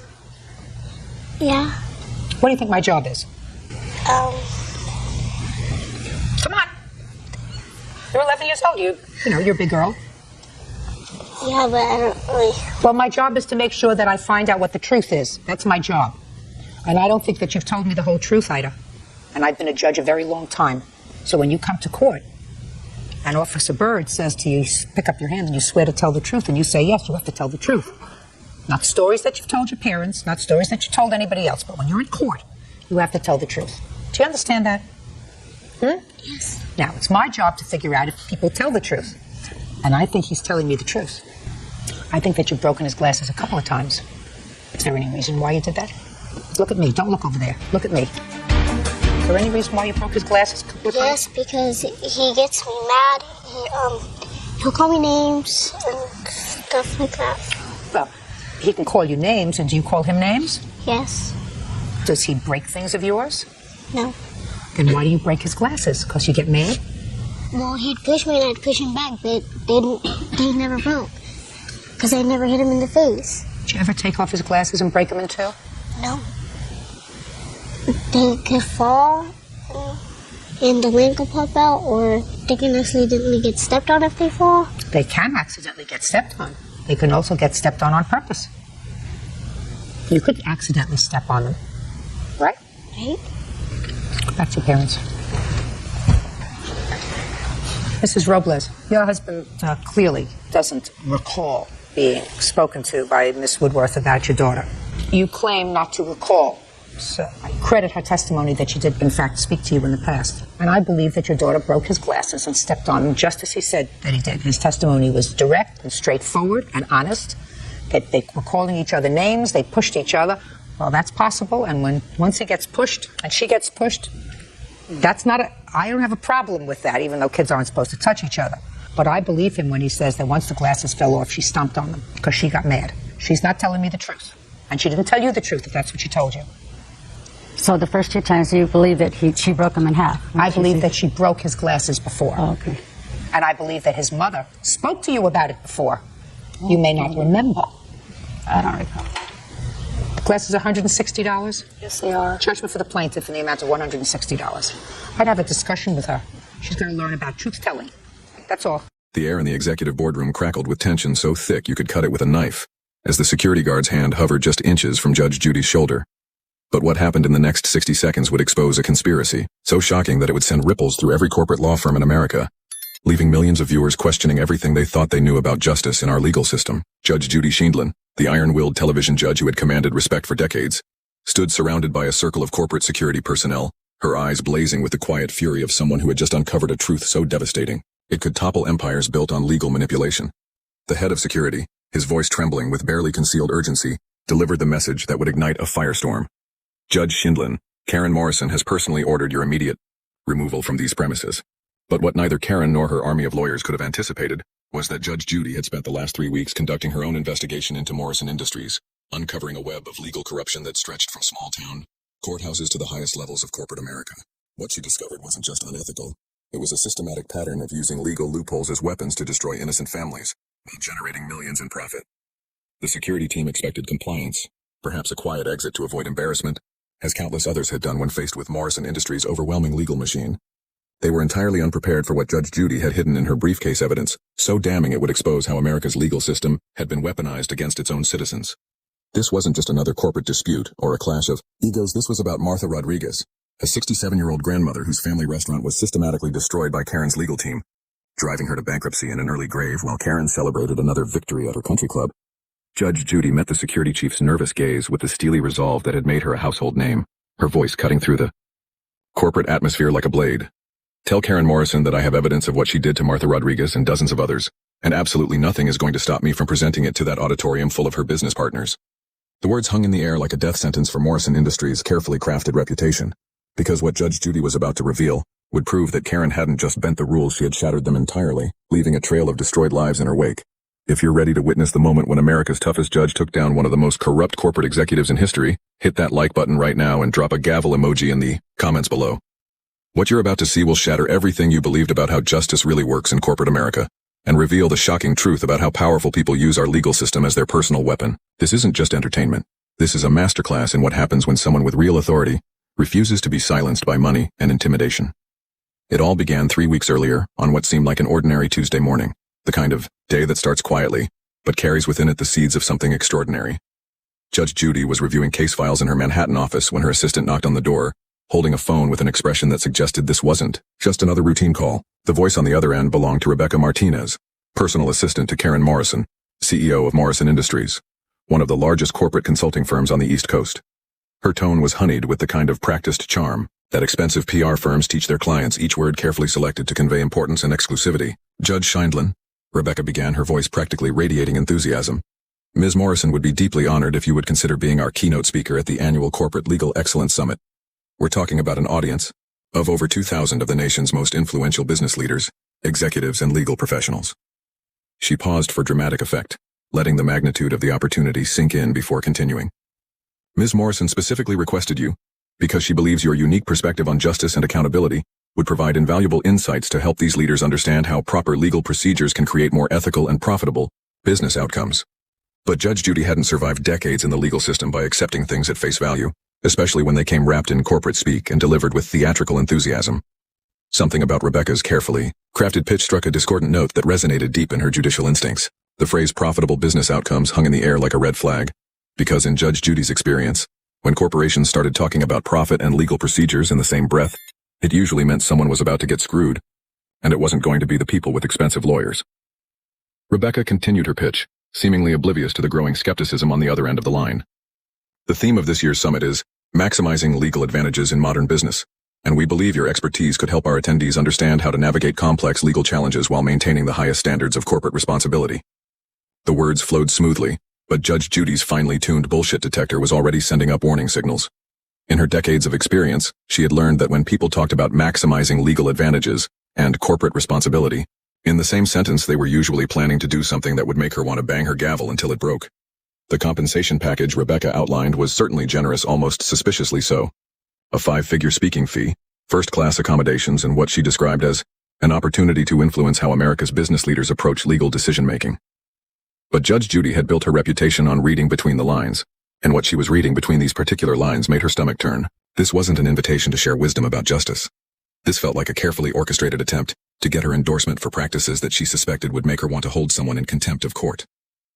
As Rebecca wrapped up her pitch with promises of how much the business community would benefit from Judge Judy's unique perspective on efficient legal resolution, the judge found herself wondering what exactly Morrison Industries thought she would say that would help them maximize their legal advantages. Did they expect her to teach corporate executives how to intimidate plaintiffs into settling? Were they hoping she would provide strategies for overwhelming small-time lawyers with paperwork and procedural delays? The very thought made her blood pressure rise, because if there was one thing Judge Judy couldn't stomach, it was the abuse of legal power to crush people who couldn't fight back. Judge Judy's response was carefully measured, her years of judicial experience having taught her the value of gathering information before making decisions.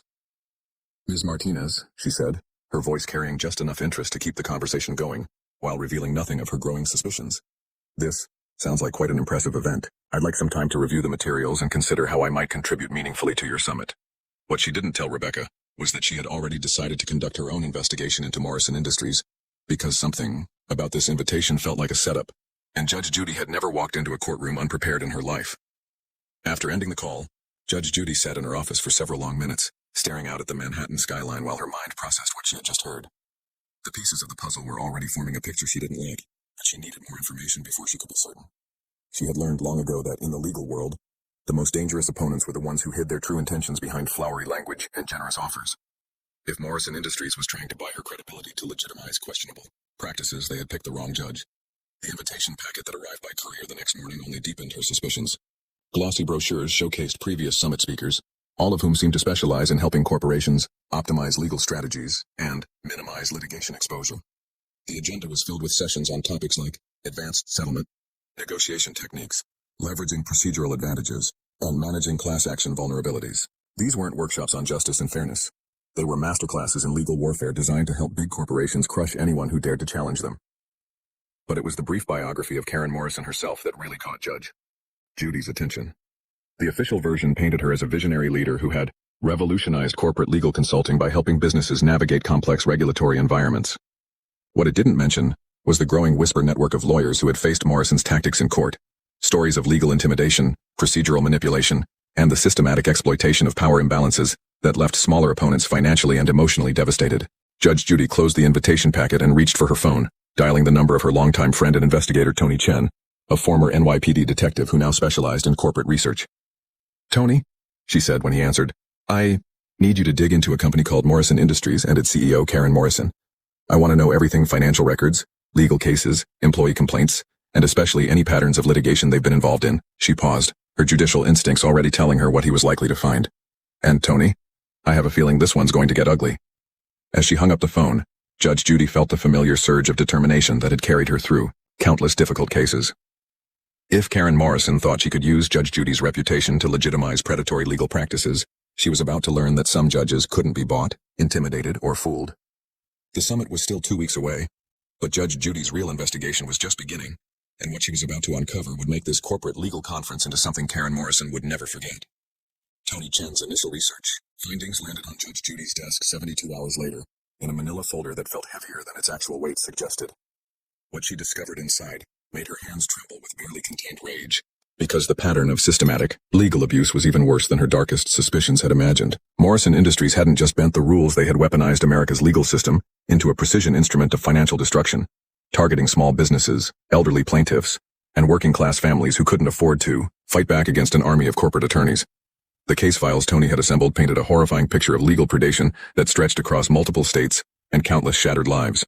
There was Robert Chen, a 54-year-old contractor whose small construction company was buried under an avalanche of frivolous lawsuits after he tried to collect payment for completed work. Morrison's legal team had filed 17 separate motions, demanded countless depositions, and stretched the case across 3 years until Chen's business collapsed under the weight of legal fees, forcing him to declare bankruptcy, while Morrison Industries celebrated another successful risk mitigation strategy. Then came the case of elderly couple Harold and Marge Peterson, both in their 70s, who had dared to file a product liability claim after Harold was injured by a defective ladder manufactured by one of Morrison's clients. Karen's legal machine had subjected them to invasive discovery demands, scheduling depositions during Harold's cancer treatments, and filing motion after motion designed to exhaust their limited resources. The Petersons eventually dropped their case not because they were wrong, but because they couldn't afford to be right against Morrison's unlimited legal budget.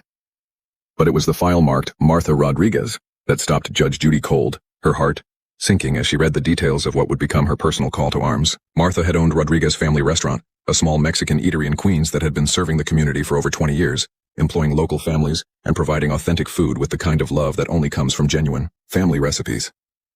When a Morrison Industries client wanted to acquire her building for development, Martha had respectfully declined their initial offers, hoping to pass the restaurant down to her children as she had always dreamed. Karen Morrison's response had been swift and merciless.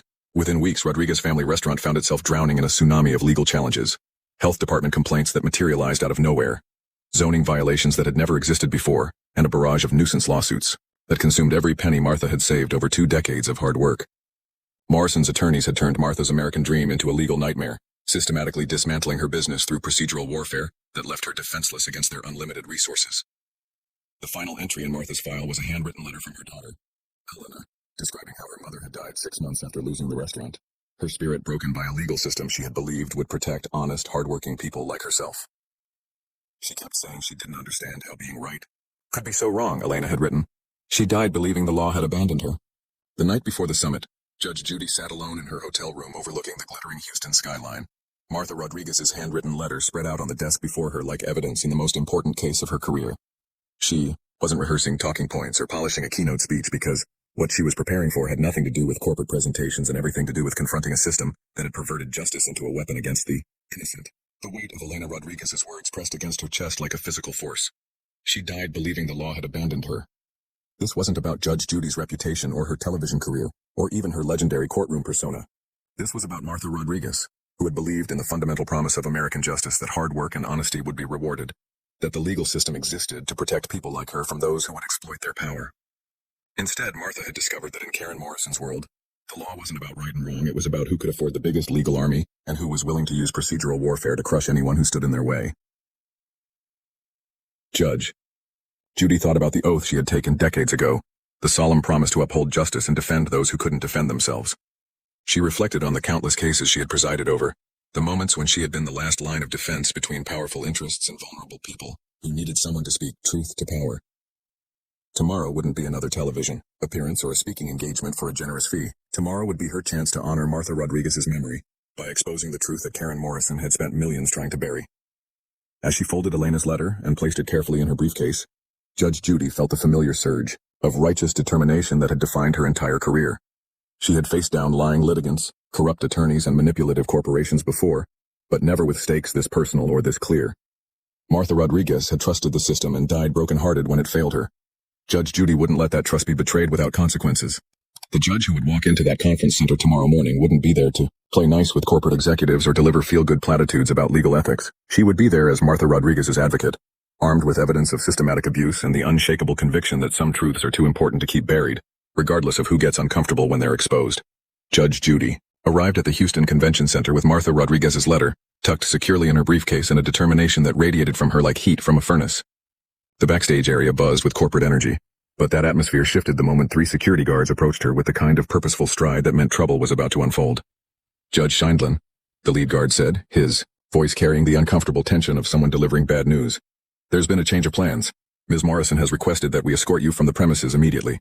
His hand hovered near her arm, clearly expecting compliance from someone who had probably never been escorted anywhere against her will in her entire life. Judge Judy's response was swift and devastating. She opened her briefcase and withdrew Elena Rodriguez's handwritten letter, holding it up like a piece of evidence that could convict the guilty. "Before you lay a hand on me," she said, her voice carrying the authority of decades in courtrooms, "I want you to hear something from Elena Rodriguez, whose mother died because your boss turned the legal system into a weapon." She began reading, aloud, her voice steady but filled with controlled fury. "My mother worked 16-hour days for 20 years building her restaurant. Karen Morrison's lawyers destroyed it in 6 months with lawsuits that had nothing to do with justice and everything to do with forcing her to sell. She died believing she had failed, when the real failure was a system that lets people like Karen Morrison buy victories." The guard stood frozen, unprepared for this moment of moral confrontation. The massive auditorium doors burst open with a thunderous crash as Judge Judy strode down the center aisle, her footsteps echoing through the stunned silence of 2,000 corporate executives who had expected a polite keynote about legal efficiency. Karen Morrison's voice faltered mid-sentence as she spotted the approaching figure, her carefully rehearsed presentation about maximizing litigation outcomes dying in her throat as Judge Judy's presence filled the cavernous space with an undeniable force that no amount of corporate security could contain. "Ladies and gentlemen," Judge Judy announced, her voice cutting through the shocked murmurs as she commandeered the microphone from a bewildered moderator. "My name is Judge Judy Sheindlin, and I'm here to tell you about Martha Rodriguez, a woman who can no longer speak because the practices being celebrated at this summit killed her." The auditorium erupted in confused whispers as Judge Judy pulled Elena's letter from her briefcase, holding it aloft like damning evidence in a murder trial. Karen Morrison's face had gone ashen, her polished corporate composure cracking like ice under pressure as Judge Judy continued her devastating testimony. Martha Rodriguez owned a small restaurant in Queens that served her community for 20 years. When she refused to sell to one of Ms. Morrison's clients, they unleashed a legal assault that would make a medieval siege look merciful. The audience, accustomed to sanitized discussions of legal strategy, found themselves confronting the human cost of the tactics they had come to learn. Judge Judy's voice rose with righteous fury as she read directly from Elena's letter. "They filed 67 separate legal actions against my mother's restaurant health violations that materialized overnight. Zoning complaints for a building that had passed inspection for decades. Nuisance lawsuits designed to bleed her dry. She spent her life savings fighting cases that had no merit but unlimited funding." Several executives in the front row shifted uncomfortably, recognizing their own company's tactics in the devastating account. "Karen Morrison," Judge Judy said, turning to face the CEO directly, her gaze boring into Morrison's soul with the intensity of a laser. "Martha Rodriguez worked 16-hour days to build something beautiful for her community. Your legal team destroyed it in 6 months using procedural warfare that had nothing to do with justice, and everything to do with crushing someone who couldn't fight back. How many more Martha Rodriguez stories are buried in your company's files?" Morrison attempted to regain control, her voice shaking as she stammered, "Judge Sheindlin, this isn't the appropriate forum for—" But Judge Judy cut her off with the commanding presence that had made her a household name. "This is exactly the appropriate forum. You invited me here to legitimize legal tactics that destroy innocent people's lives. Martha Rodriguez died believing she had failed when the real failure was a system that allowed you to weaponize justice itself." The auditorium had become a powder keg of emotion. Corporate attorneys were frantically checking their phones, several summit sponsors were heading for the exits, and a group of younger lawyers near the back stood up and began a slow clap that spread through sections of the crowd like wildfire. The convention center's head of security appeared at the side of the stage, but when he saw Judge Judy's unwavering stance and heard the growing applause, he simply removed his radio and walked away, refusing to be part of silencing the truth. Judge Judy's final words rang through the stunned auditorium like a battle cry. Martha Rodriguez's daughter asked me to tell people the truth about how corporate America uses our legal system as a weapon. That truth is this: when lawyers become hired guns instead of officers of the court, justice dies, and people like Martha Rodriguez pay the ultimate price. If watching Judge Judy expose corporate legal corruption live on stage just blew your mind, smash that subscribe button and hit the notification bell right now, because this story is about to get even more explosive, and you don't want to miss what happens when the most powerful judge in America declares war on a system designed to crush the innocent. The auditorium erupted in chaos as Judge Judy's words reverberated through the corporate elite, with dozens of executives canceling contracts with Morrison Industries on the spot. Karen Morrison fled the stage in humiliation, her legal empire crumbling as whistleblowers emerged from her own company. Within hours, Martha Rodriguez's story had gone viral, sparking federal investigations into corporate legal abuse and inspiring